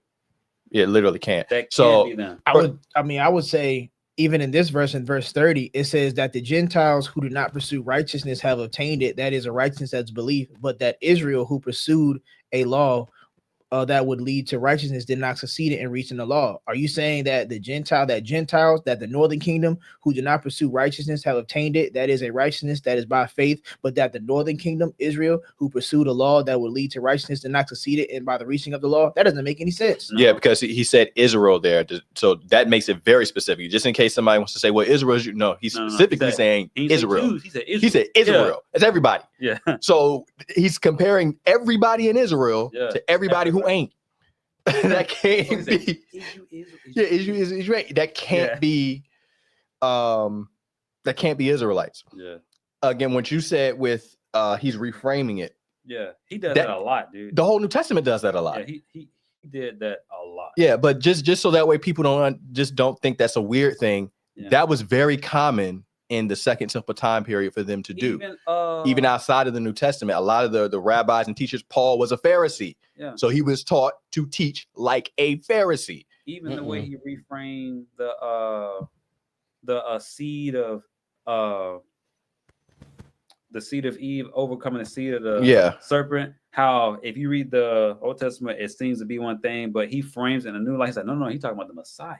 Yeah. So it's So that is common. I mean, even in Matthew, where he says, "My first, I've called out of Israel. I've called out of Egypt." If you go look at the original context, he's talking specifically about Israel. But when you look at Matthew, they reapply that to the Messiah. Yeah. That was very common back in those. That was a common teaching tactic. We would call it like a metaphor or parallelism today. It's just a teaching tactic. That's all. So they did quote Isaiah, though, right? He did quote from Isaiah. Mm-hmm. Okay. Correct. So I want to read something in Isaiah here. So this is Isaiah 19, and I am going to start at verse 19. So in that day, there will be an altar to Yahuwah in the midst of the land of Egypt, and a pillar to Yahuwah at its borders. It will be a sign and a witness to Yahuwah of hosts in the land of Egypt. When they cry to Yahuwah because of oppressors, he will send them a savior and defender and deliver them. And Yahuwah will make himself known to the Egyptians, and the Egyptians will know Yahuwah in that day and worship with sacrifice and offering. And they will make vows to Yahuwah and perform them. And Yahuwah will strike Egypt, striking and healing, and they will return to Yahuwah. Pause. It says the Egyptians will return to Yahuwah. That's interesting. And he will listen to their pleas for mercy and heal them. Mm-hmm. In that day, there will be a highway from Egypt to Assyria, and Assyria will come into Egypt, and Egypt into Assyria, and the Egyptians will worship with the Assyrians. In that day, Israel will be the third with Egypt and Assyria, a blessing in the midst of the earth, whom Yahuwah of hosts has blessed, saying, "Blessed be Egypt, my people, and Assyria, the work of my hands, and Israel, my inheritance." There is no way in hell of it you can argue that that's all Israel. And even if you want to go up and say, well, yeah, he said oppressors, that is talking about the Israelites in Egypt. But eventually he also says, after I do this to them, they're going to turn and worship me. Also, some of the Egyptians left with them in the Exodus. Oh, not only Egyptians, Cushites, Canaanites, because it said they left with a mixed multitude. Mixed multitude. If you go look in Egypt, not only were the Egyptians there were Nubians there. There were Canaanites there. There were a lot of people living in Egypt. The Israelites were not the only people in slavery in Egypt at that time. So when there's a mixed multitude, they left with a lot of people other than Israel. Even that is reframed in Revelation when it says mixed multitude is talking about from end to end. As opposed to like a locality of nations. Yes. Yeah. So even that right there is reframed by John. So I know different One West camps teach different things about the nation. Some of them teach, they're just all going to be in slavery. There will be a servitude, but it's not all of them just going to be in slavery. We can go to Ezekiel to prove that. And 44. No, where you have in the foreigners who are actually inheriting among the Israelites.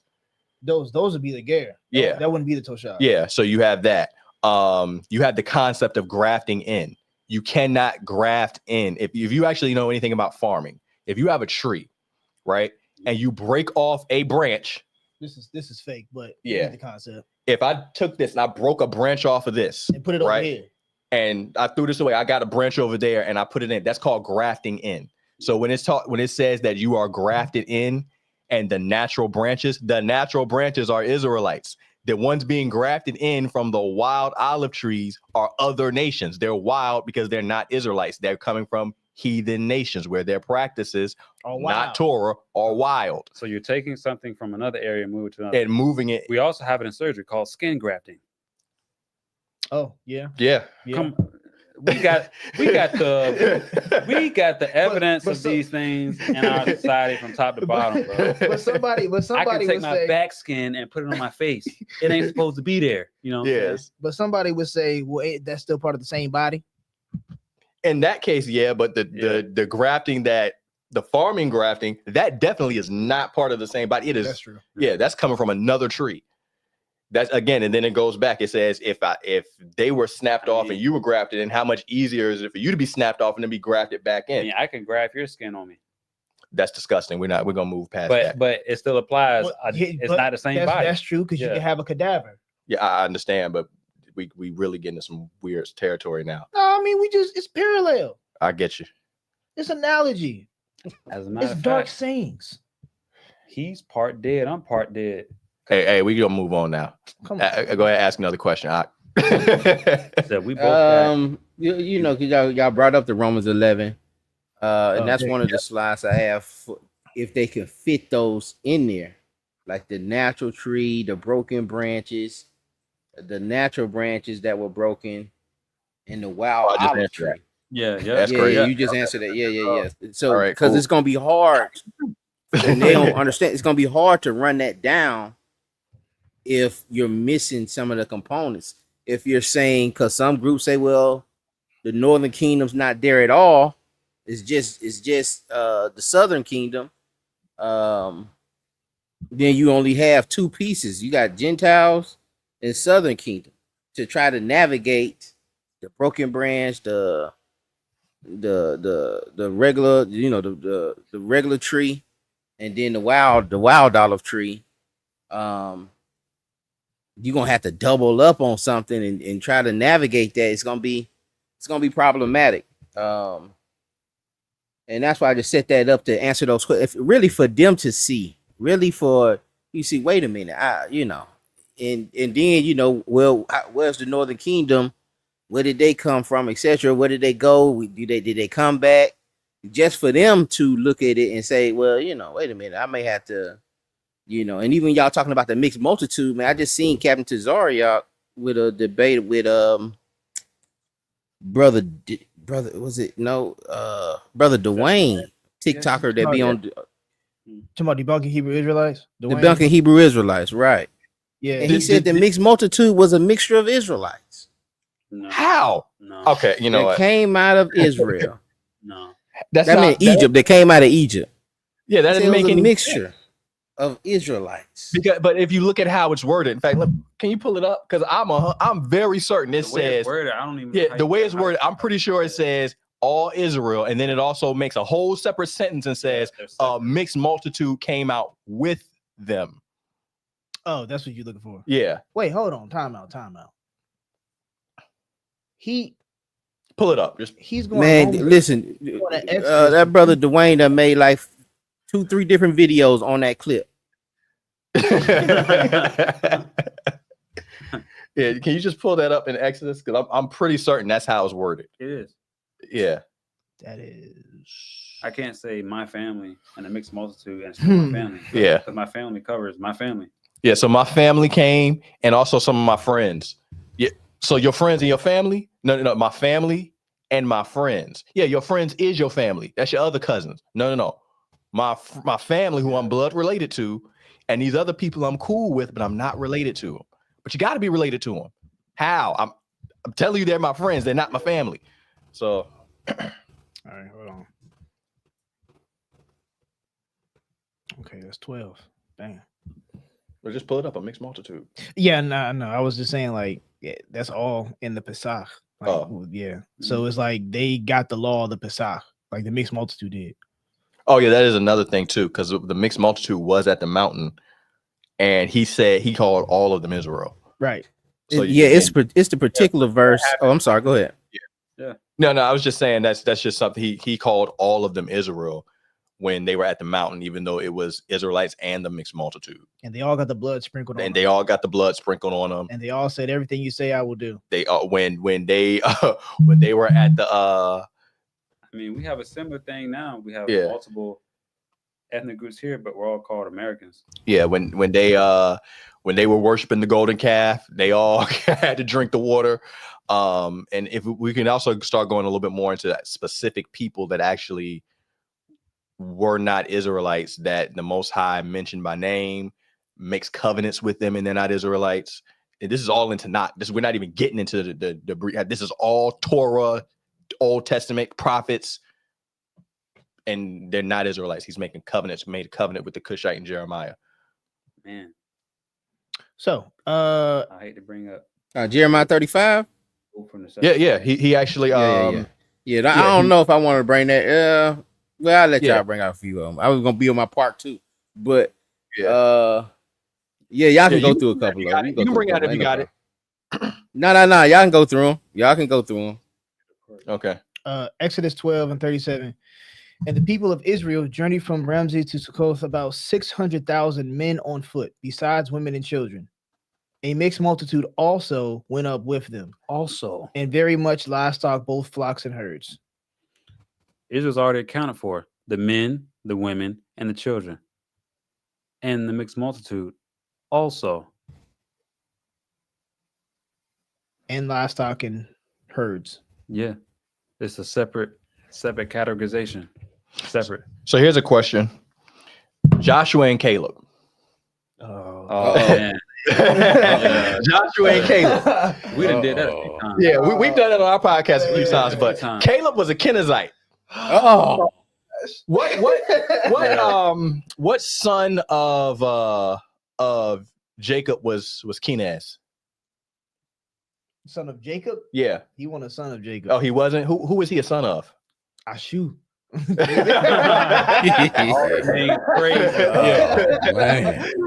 Esau. Yeah, he wasn't an Israelite, and oh man. yeah, and if you think that, oh no, you're just making that up, go to either Joshua or Judges where it talks about Caleb and look at how it words some things. It says trace it through the bloodline yeah, of Genesis, and it'll take you. Yeah, and it'll take you right to it. And if you look at specifically in, I believe it's in Joshua, it says, for Caleb followed Yahuwah, the God of Israel, wholeheartedly. Now we got to ask the question. Caleb, the Kenizzite or something like that. Yeah, so that's not what you call. It was yeah. He was called. His name was Caleb, son of Jephunneh, the Kenizzite. The Kenizzite. Or son of Jephunneh. Yeah. Yeah. But Joshua. Yeah. Anyway. Yeah. So, but my point is, why would it make that specific point? He worshiped the God of Israel if he was already an Israelite and Yahuwah was his Elohim already. That is never said for Israelites. That's never said for an Israelite. It's always said that for someone else. So and then of course Ruth. I know there's a debate about Ruth. Yeah. Here's the funny thing about the Ruth being an Israelite thing. If you actually trace the history of that claim that Ruth was actually an Israelite, it actually stems from a white guy. Yeah, that's interesting. But another one that's not known is that Job was an Edomite king. Read the last in the Septuagint of Job in the Septuagint. Say he was an Edomite king. Yeah. So yeah, he wasn't an Israelite, and even if you want to add more evidence of that, just look at his age. And historians and scholars said that he was alive during the time of the patriarchs. Yeah. So he was definitely not he was in a separate land. Yeah, just look at his age. There's no way that he was during the time of Moses and everything else living to be that old. He was before the law of Sinai. Yeah. Right, with them sacrificing, him doing the sacrifice itself for the family. Yeah, and then of course Uriah the Hittite. Dude, it's in the name, bro. Yeah, he's literally called the Hittite. Right. So because he was a Hittite. So yeah, it's don't get me wrong, there is an importance to the people, right? We have a purpose, but it's not like it's strictly the bloodline and that's it. We have to look at things from the way ancient people would look at it. It was a family, and just like with any family, you can adopt people. Same thing. Joshua 14, starting at verse 13. Then Joshua blessed him and gave Hebron to Caleb, the son of Jephunneh, for an inheritance. Therefore, Hebron became the inheritance of Caleb, the son of Jephunneh, the Kenizzite, to this day, because he wholly followed Yahuwah, the Elohim of Israel. No Israelite was talked about. They followed the Elohim of Israel. Yeah, that didn't happen. That didn't happen. That only happens when you're dealing with a foreigner. The Elohim of my fathers or our fathers. So I did had a conversation about like the whole Ruth thing. Ruth it's actually pretty long.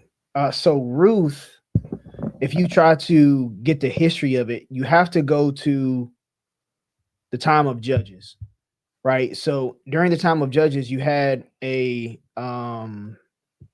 Moabite king that was there, that rose up against Israel and everything like that. But specifically what it says about the Moabite king, that when Israel cried out and Yahuwah rose up a savior for them, it says that the Israelites killed about 10,000 men of valor, strong men. So basically all the men concerning Moab got wiped out. It doesn't say women, it doesn't say children, it doesn't say people, it just says men. And also you have in Joshua, the plains of Moab. So the plains of Moab and the country of Moab is the same exact thing. Mm-hmm. And Joshua, was it Reuben, Gad, and half the tribe of Manasseh? Yeah, they took some of that land. They got the plains of Moab. I think that's in Joshua. Joshua was very old at this time, so he was about to die. So it says that there were two nations that were still there that dwelt among the children of Israel. Let me see if I can get it real quick, because this is how Moabites were there during the time of Judges, because Israel didn't wipe them all out. They were right beside them. Yeah, I mean, it was a couple tribes that had problems where they just decided to go somewhere else. They didn't even want to fight them like that. Right. It's in Joshua. I was scared, pretty much. Mm-hmm. Yeah, it's in Joshua 13.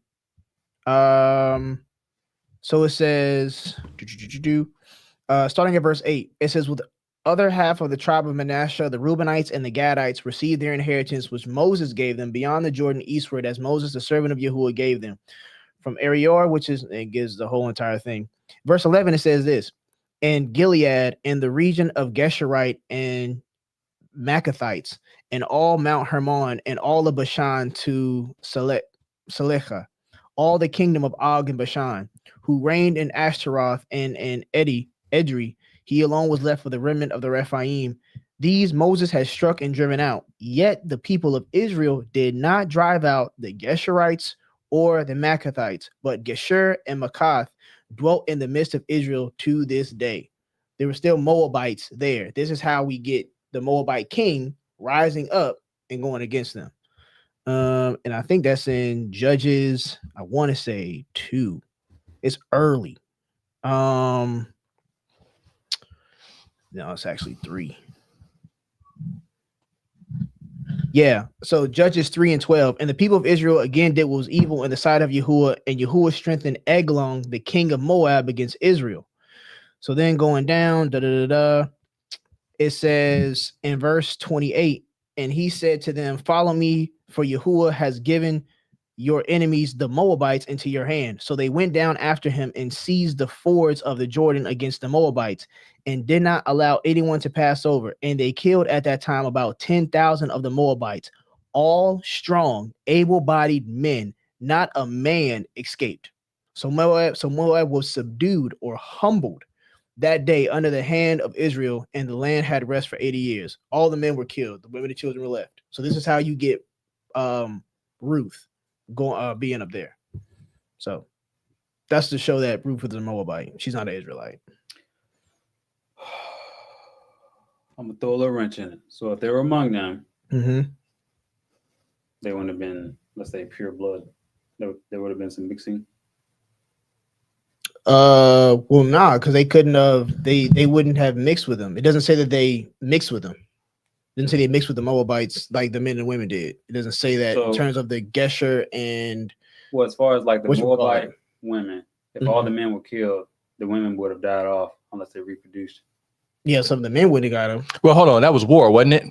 Yeah. Mm-hmm. So in war, we have a commandment that says shave your head. That yeah, shave them bald. If you are in war and you see one that you like, you know, you have to go through the mourning process, which involves shaving and clipping the nails in the 30 days.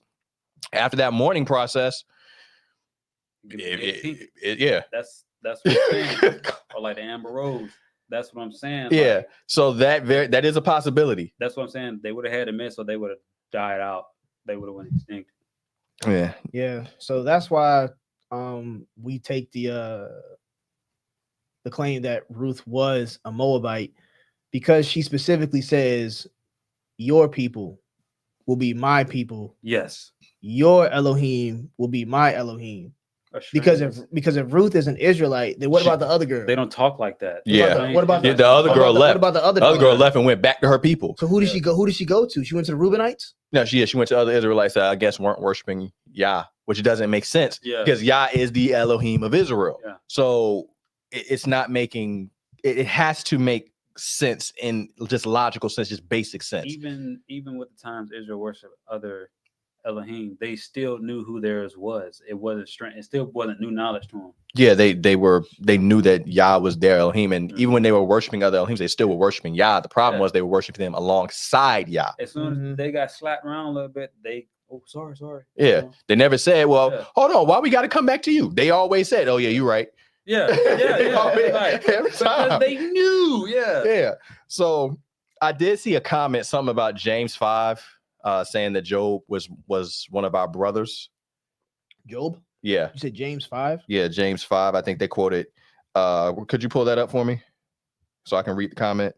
Yeah, James 5, 10, and 11. They said Job was one of our brothers. So let me read it here. I mean, yeah. I mean, before you do that, can I say? I mean, just say this too with the roof being an Israelite discussion. That is nuts. They do say, there is a distinction. They'll put a distinction between the country and the plains of Moab. And everything y'all say I agree with. And also another thing to show that's used to show that she wasn't an Israelite is how the whole situation with her and Boaz, how it played out. And how it should play out if she was a Israelite. It played out a little different on the whole shoe thing and slap and spit on them and all of that. That whole little situation played out different. It didn't play out the way it's supposed to play out. But that's all I want to add to that. Okay, that's cool. Yeah. So James 5. Yeah. So. All right. You reading it? Yeah. I'm gonna read it. So I'm gonna start here. I'm reading from the LEB again. I'm gonna start at 8. So you also be patient, strengthen your hearts, because the coming of the master is near. Brothers, do not complain against one another, in order that you may not be judged.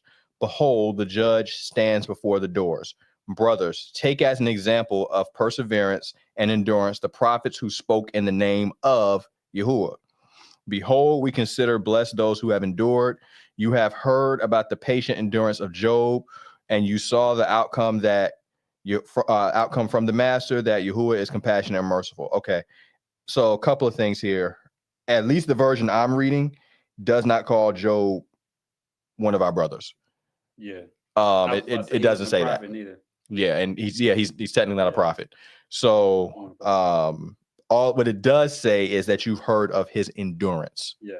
And it's telling you to use him as an example of how to stay faithful and steadfast, even when the times are hard.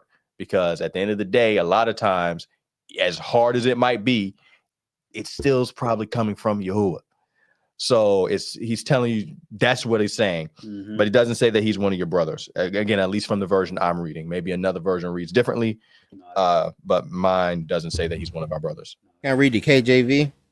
Yeah, you can go. You can. That's probably where he's coming from. Okay. It says, verse 10 says, "Take my brethren, the prophets, who have spoken in the name of the Lord, for an example of suffering, affliction, and patience." I think it's just an issue of just missing those commas there. It says, "Take, comma, my brethren, comma." I'm not trying to stop make it, mockery. No, I'm telling him to stop. It's just we got to be careful. We got to be careful. With the we do have a lack of reading comprehension. And I'm not, I'm not trying to be funny because I ain't the best reader. I'm a horrible reader.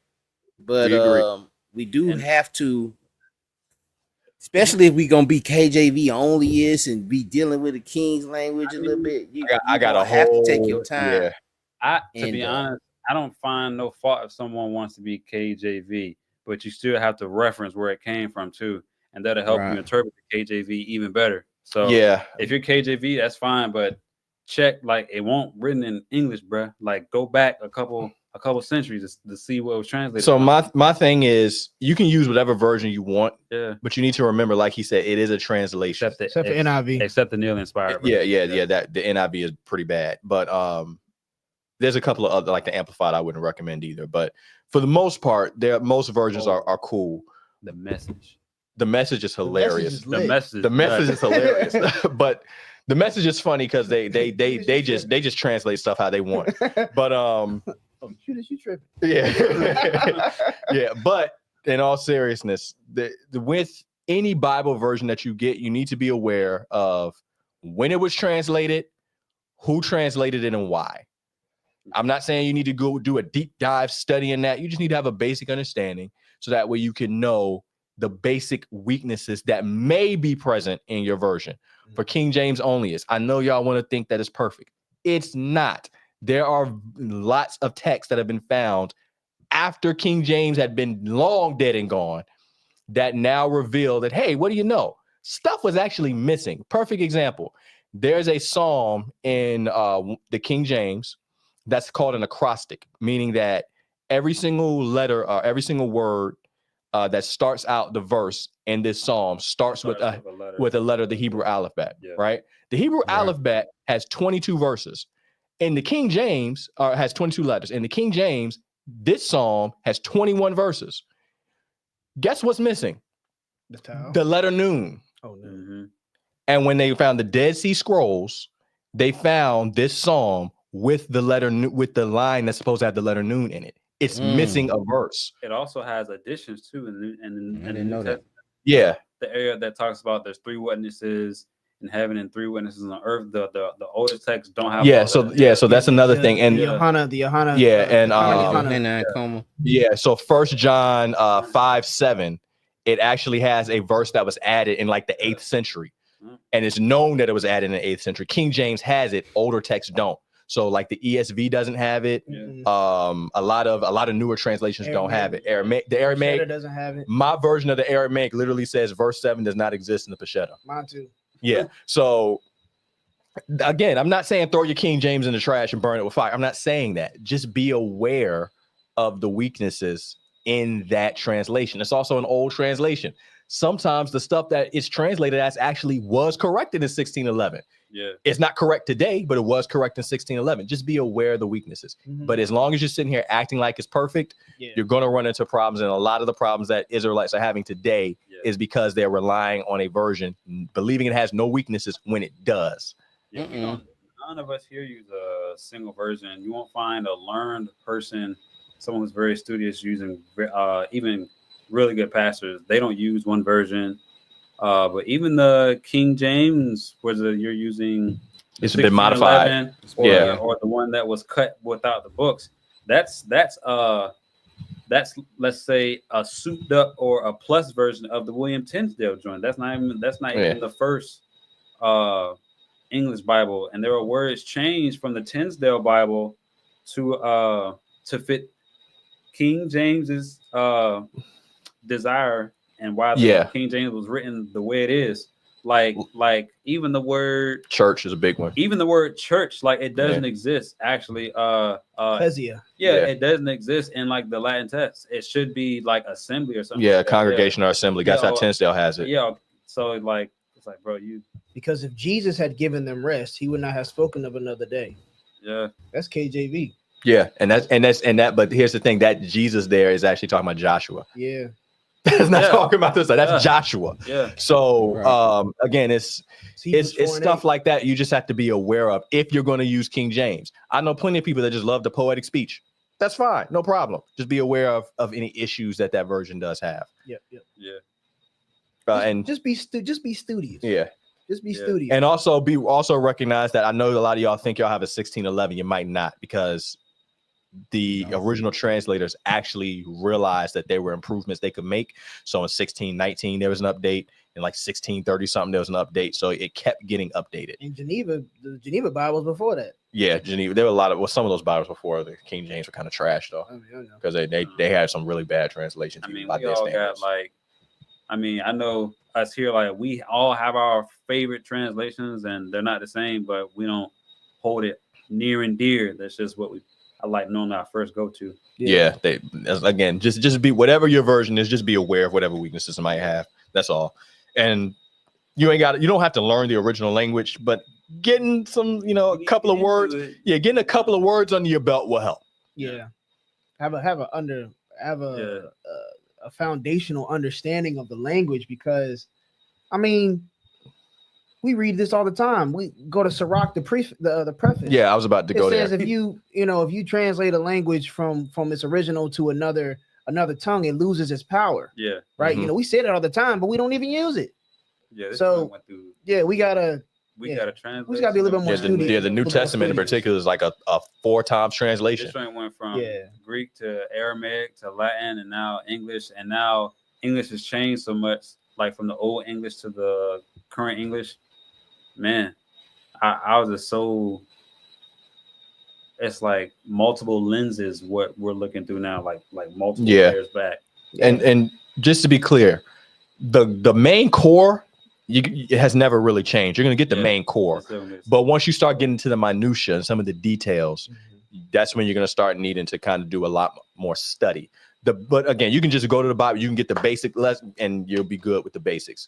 But once you start getting to that advanced level, you're gonna need to start digging a little harder. That's just the nature of it. And that's not cat. That was okay. Next, English. That's Ebonics.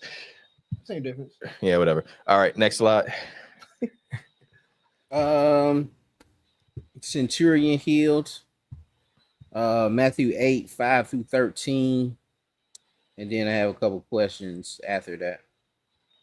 You want to just do the questions now, or you want to hop on this? What you want to do, Alk? I know you got to peel out. I got to let the dog out before she. Oh, we can wrap it up. Make this the so last one and then wrap it up. We almost at 2 hours. Okay. Question. Oh, dang. And then there's more. We can do it like a part 2. Okay. Continuation and finish the rest of it. All right, that's cool. All right. So, is the centurion an Israelite or a heathen?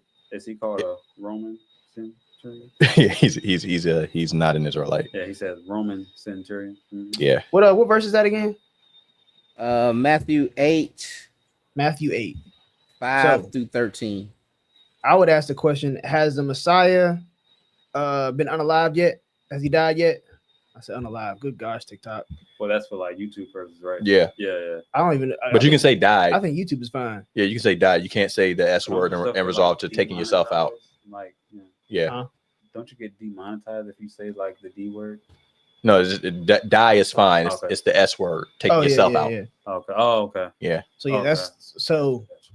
So it says that in Matthew 8 and 5, and when he had entered Capernaum, a centurion came forward to him, appealing to him, "Master, my servant is lying paralyzed at home, suffering terribly." And Yahushua said, "I will come and heal him." But the centurion replied, "Master, I am not worthy to have you come under my roof, but only say the word, and my servant will be healed. For I too am a man under authority with soldiers under me. And I say one to go, and he goes, and another come, and he comes. And to my servant, do, and he does it." When Yahushua heard this, he was marveled.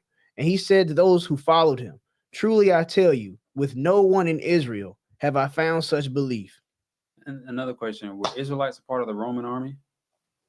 Some people say Yeah. They were. Then he says, "I tell you, many They will weren't come from centurions, the but they were east part of it. and the west and recline." They reclining at the table with Abraham, Isaac, and Jacob in the kingdom of heaven, while the sons of the kingdom will be thrown into outer darkness. Almost like those natural branches that got broken off. Ooh.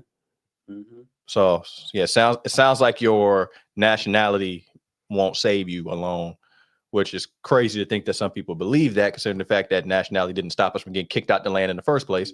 But on one side saved by grace, another one saved by race. So the centurion was a heathen. Mm-hmm. Because he says, "I haven't found this in all of Israel." Yeah. So is Israel the southern kingdom?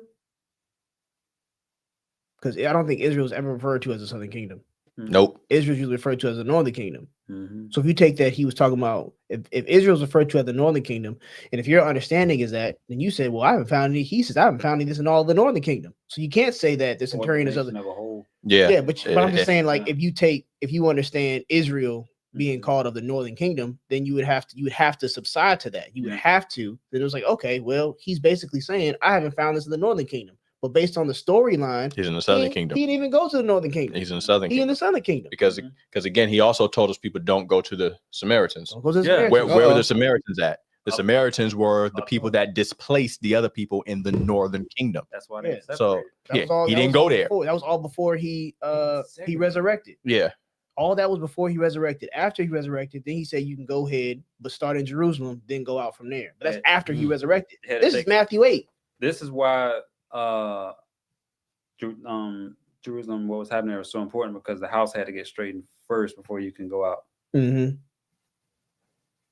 You clean up the house before you go to the south. You got to make sure everybody who in the house got to get right first. Then you can go outside the house. But yeah, in verse 10, dang, we just answered that. Yep. I think we just answered all that. Verse 11. Except for verse 12. So yeah, the sons of the kingdom. Everybody will say that's Israel. Yeah, that's Israel. Yeah. The sons of the kingdom. That's Israel. Will be thrown out of darkness. Yeah. Now, it's not saying like the whole entire nation of Israel. It's not. He's not saying that. Just individuals. Yeah, he's just letting you know. Those are chosen people. Yeah. He's letting you know that even those who the salvation is destined for, if you not right, you ain't getting in. You ain't getting in. What makes you think if your heart is not right, that your flesh gonna get in? That you gonna have rulership in the kingdom if your heart, if your ruach, your spirit isn't right in that aspect. Now, just in case somebody thinks that doesn't make any sense, there's a proverb. It says something along the lines of essentially, if the inheritance will actually go to a servant. That's Proverbs 2? Yeah, it'll go. Well, no, it's in the actual like Proverbs part, but it's like the inheritance will actually go to a servant before it goes to the son. If the son is foolish, something along those lines. That's literally in Proverbs. Yeah. So if that's true of a human, how much more would that be true of the Father, where you have the people that's supposed to be the children of Yah, these other people, but this one individual person wants to do everything the way that he said do and is cleaving to him, even though technically he's not a part of the covenant. Yeah. This other person was born in the covenant. They're supposed to be doing everything right. They're doing everything wrong, and they don't care. What would you do as a human being? Switch. So why would he not do that? The Father has a history of choosing who humans think. Wait a minute. He has a pattern of choosing someone different from who man thinks he should choose. It's happened so many times. Yeah, David is a perfect example of that. Abraham begged for it to be Ishmael. And it wasn't. And then I said nope. You know, someone I had this conversation the other day when someone says that someone was saying that Yahuwah when he looked at, let's just say Saul, he said he looked at something in him. And he was saying that he looked at his blood because life is in the blood. So it was something in his blood or his bloodline that he chose. When you read the account of why Saul got picked, it had nothing to do. It had nothing to do with Saul. The only reason why Saul got picked is because Yahuwah heard the grumbling of the people and wanted to deliver them from the Philistines. That was the only reason Saul got picked. And if you really look at it carefully, he picked the type of person that people would normally want to pick. Because Saul was taller than everybody. Saul, he had the appearance. He had the stature. Yeah. He was tall, dark, and handsome. Yeah, but he was a punk for real. And the reason why I'm saying that, is because when he was called to be king, everybody was like, where's Saul? He's hiding somewhere. And there was no battle. He was just hiding because he didn't want to go. So, I'm not trying to disrespect the man, but 3,000 years in the future. It depicts it. Yeah, and then he ran, and then he did a lot of stupid stuff. Yeah. He did a lot of dumb stuff. Yep. Just so that's who people would have picked. Yeah. That's who people would have picked. That's and when it would pick Morris Chestnut. Yeah, and when it was time to switch, Kevin Hart. When it was time to switch, what did the Most High literally tell Saul? He said, "I'm giving the kingdom to David," and his exact words, because he is better than you. Mm-hmm. That's crazy. He's a man after his own heart. So that's Proverbs 17:2. A servant who deals wisely will rule over a son who acts shamefully and will share in the inheritance as one of the brothers. Have a good night, everyone.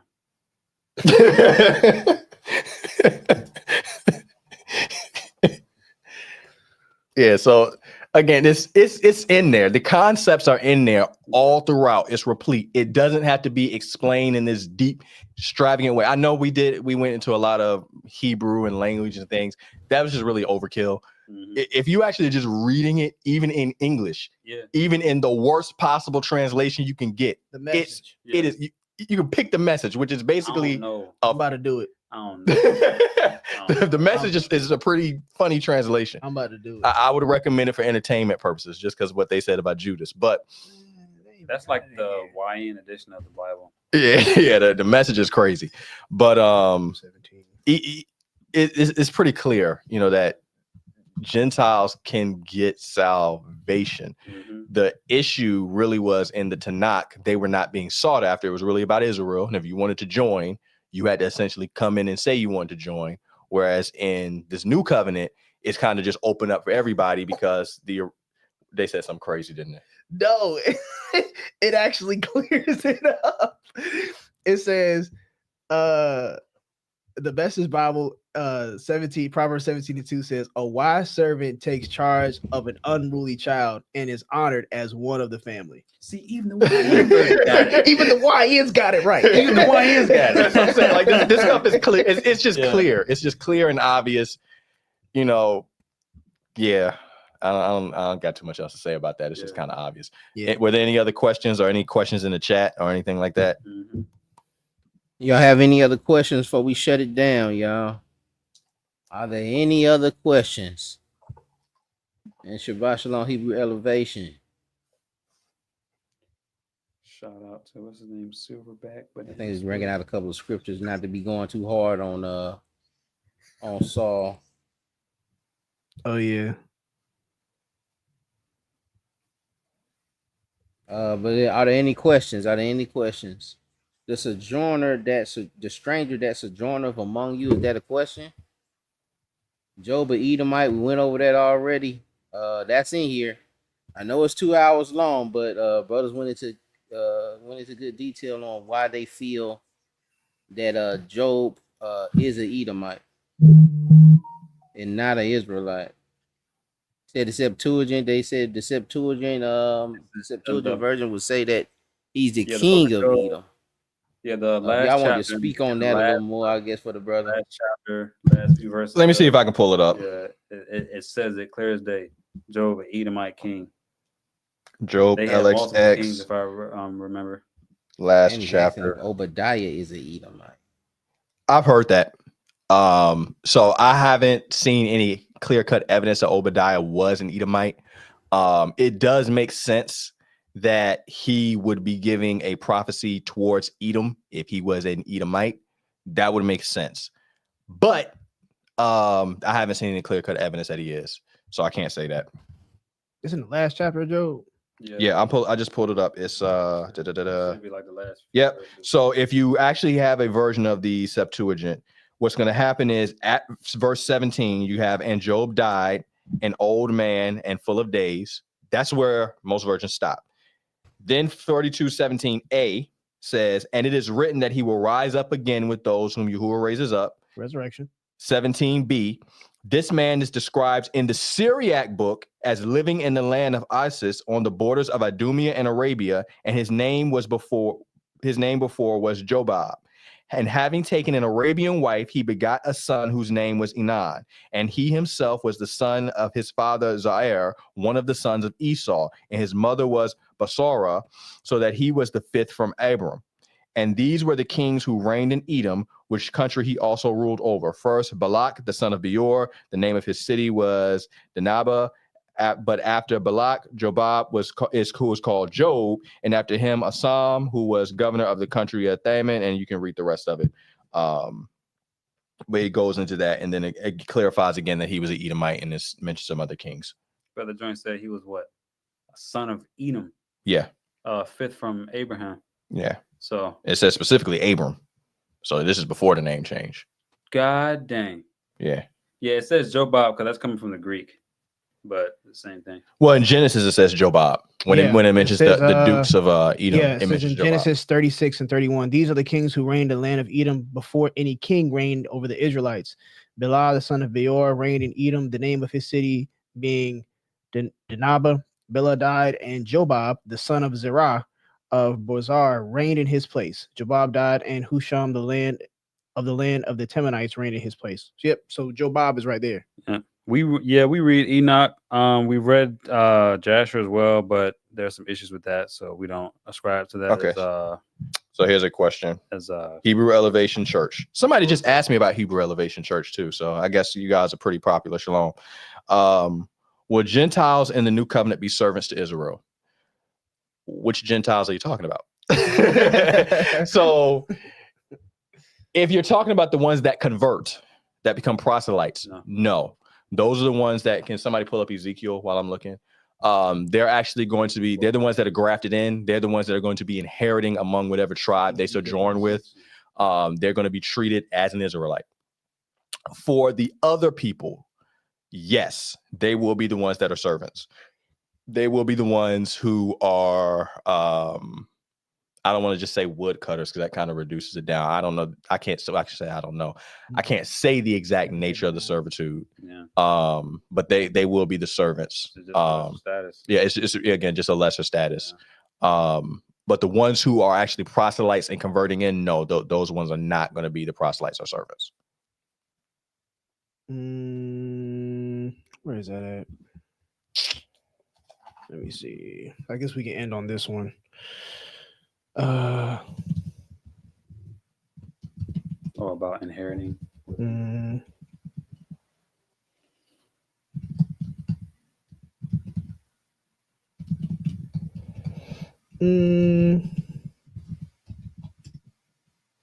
47. Way off. Okay. Oh, it's towards the end though. What'd you say? 39? I was at 39. All right. So I'm going to start at Ezekiel 47 at verse 20. On the west side, the great sea shall be the boundary to the point opposite of the Bo Hamath. This shall be the west side. So you shall divide this land among you according to the tribes of Israel. You shall allot it as an inheritance for yourselves and for the sojourners who reside among you and have children among you. They shall be to you as native born children of Israel. Matter of fact, let me get a different version because someone might not like that. I don't know, bro. That sounds good. Let me get the Septuagint. Let me see. I mean, I'm pretty sure the Septuagint is going to say the same thing. Just the verse 20, verse 22. You shall cast a lot upon it for you yourselves, and you shall cast a lot upon it for yourselves and for the stranger that sojourns in the midst of you, who have begotten children in the midst of you, and they shall be to you as a native among the children of Israel. Hold on, let me go to a different version. Yeah, that translation isn't very good. It says the same thing. Let me go to KJV. And it shall come to pass that you shall divide it by a lot for an inheritance unto you and to the stranger that sojourns among you, which shall beget children among you, and they shall be to you as born in the country among the children of Israel. They shall have an inheritance with you among the tribes of Israel. And it shall come to pass that in which tribe the stranger sojourns, there you shall give him his inheritance, says Yahuwah Elohim. It just depends on which one you're talking about. Because again, there are verses that also in the prophets talk about how there will be, the Israelites will possess other people and possess other nations. But then in those same books, you'll see where it talks about strangers who are, foreigners who are worshiping Yah and they're treated as equal. So again, which one are you talking about? If you're talking about the proselyte, the one that converts in, no. If you're talking about the others, yes. Matter of fact, let me see. There's a verse in Isaiah that actually literally compares the two right behind each other. But that one, I literally have no idea where that one is at. Let me see if I can find it real fast. Yeah, so even in this, it is the stranger that sojourns among you, it is the ger. It's not the toshav. It's the ger. And we went about that as well. The one that you're able to get slaves from, or I would say servants. Sorry, YouTube. That is the toshav. That is not the ger. That's the toshav. So two different terms, same word in the English, but two different meanings in the Hebrew.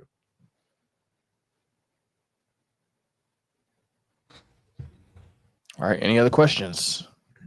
I think that's about it. And I think, the last one was this, but he kind of answered this.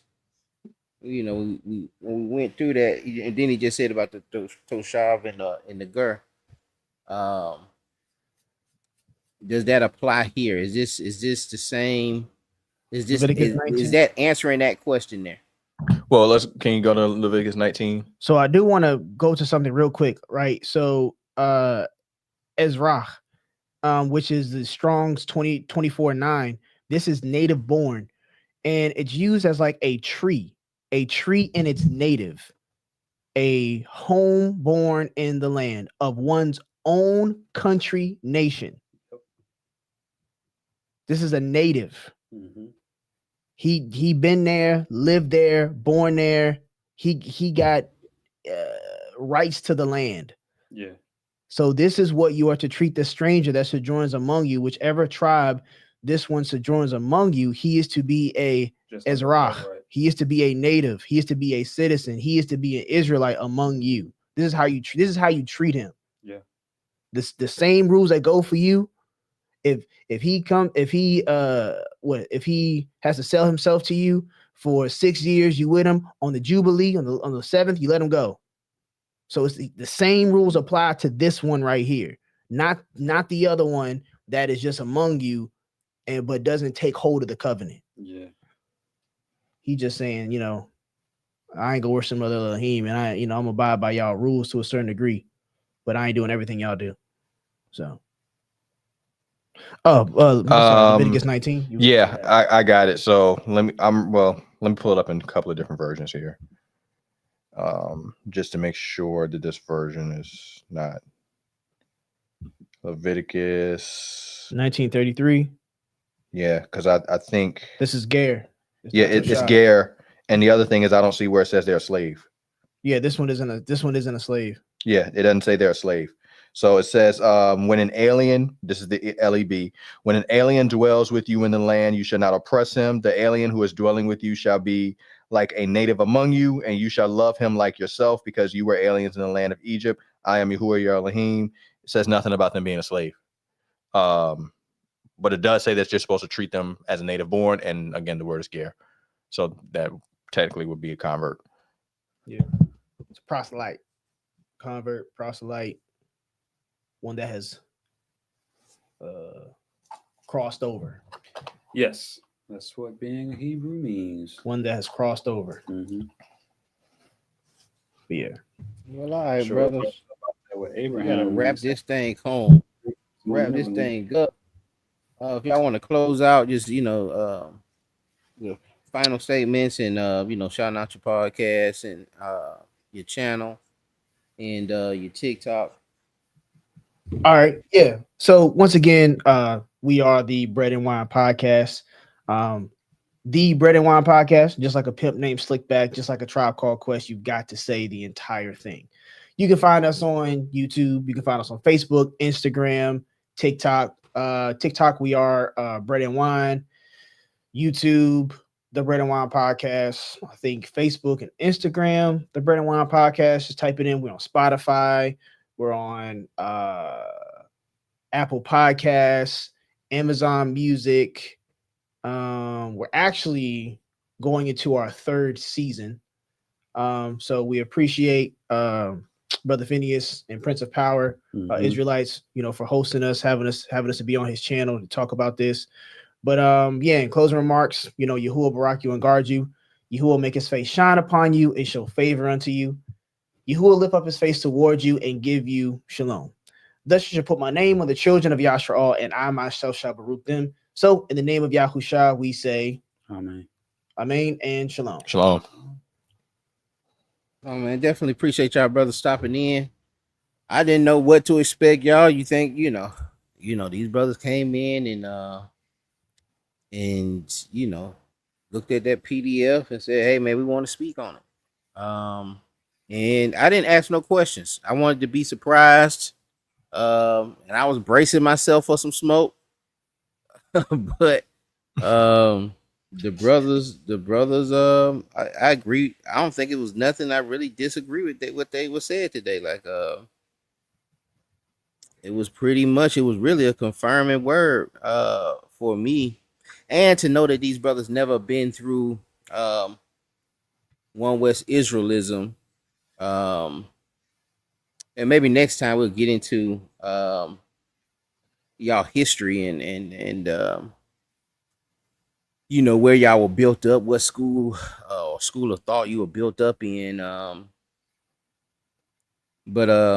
Very knowledgeable brother. Go ahead, you can say something. No, I was just saying, that's cool. Just we got each other's numbers and everything that we got to contact. So Right. We definitely plugged in. Yeah, that's a bet.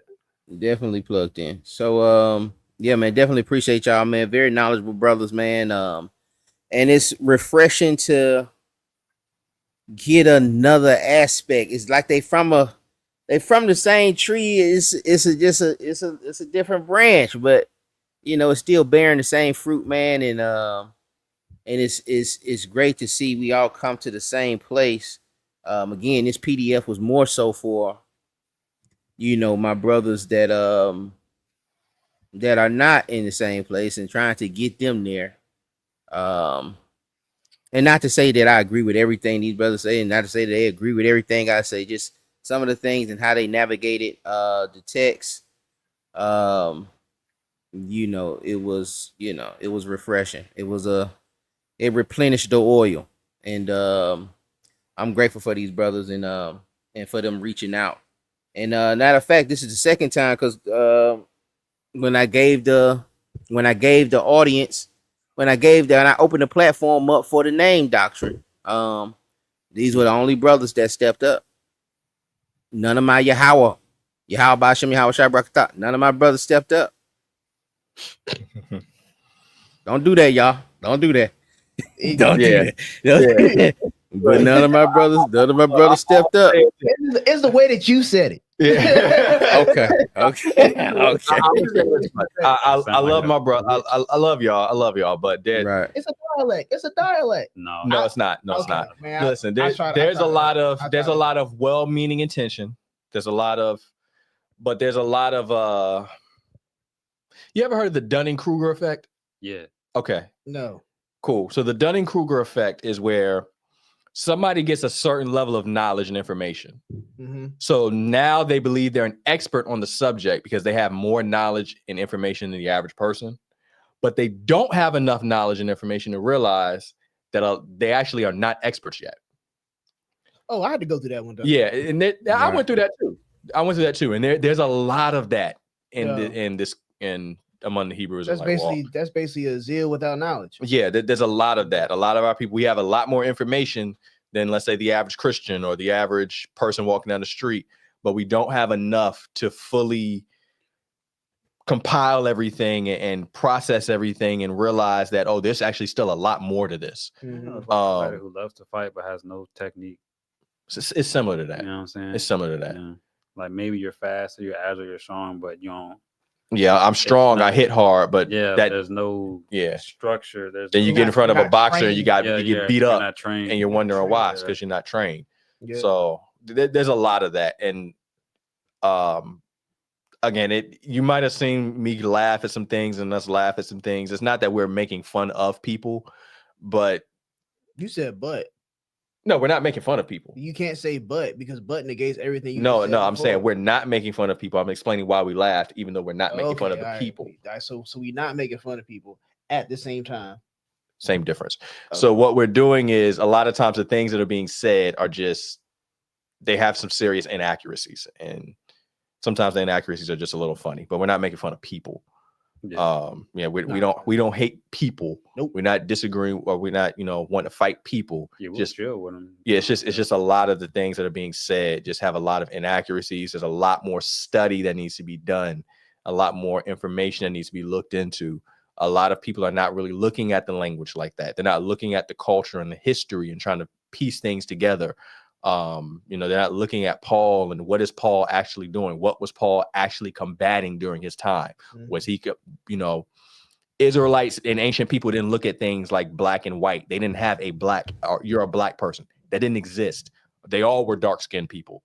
You know what I mean? So what they did have is, you're an Israelite, you're this, you're that. They didn't have you're black. And even in other parts of the world today, they don't judge people like that. That's really a Western American thing. Mm-hmm. So we got to start really looking at these things, thinking about things in a different way, and thinking about things in a bigger way, so that way we can actually start understanding this and get into a lot more truth, as opposed to, because some of these conversations we are having in the community are really easy to research and easy to debunk.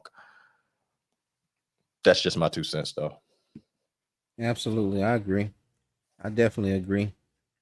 So y'all, with that, man, I pray this thing was edifying again, man. I appreciate you, brothers, man. Very grateful for the knowledge that y'all done dropped on the channel. And make sure that y'all go over to these brothers' channel and like, sub, and subscribe to the brothers' content. There's a this a good well to drink from what I've gleaned. So salute to these brothers, man. Again, very grateful, very knowledgeable brothers. With that, we're gonna say shalom. Pray this thing was edifying. Y'all be blessed, Israel. All right, shalom. Shalom.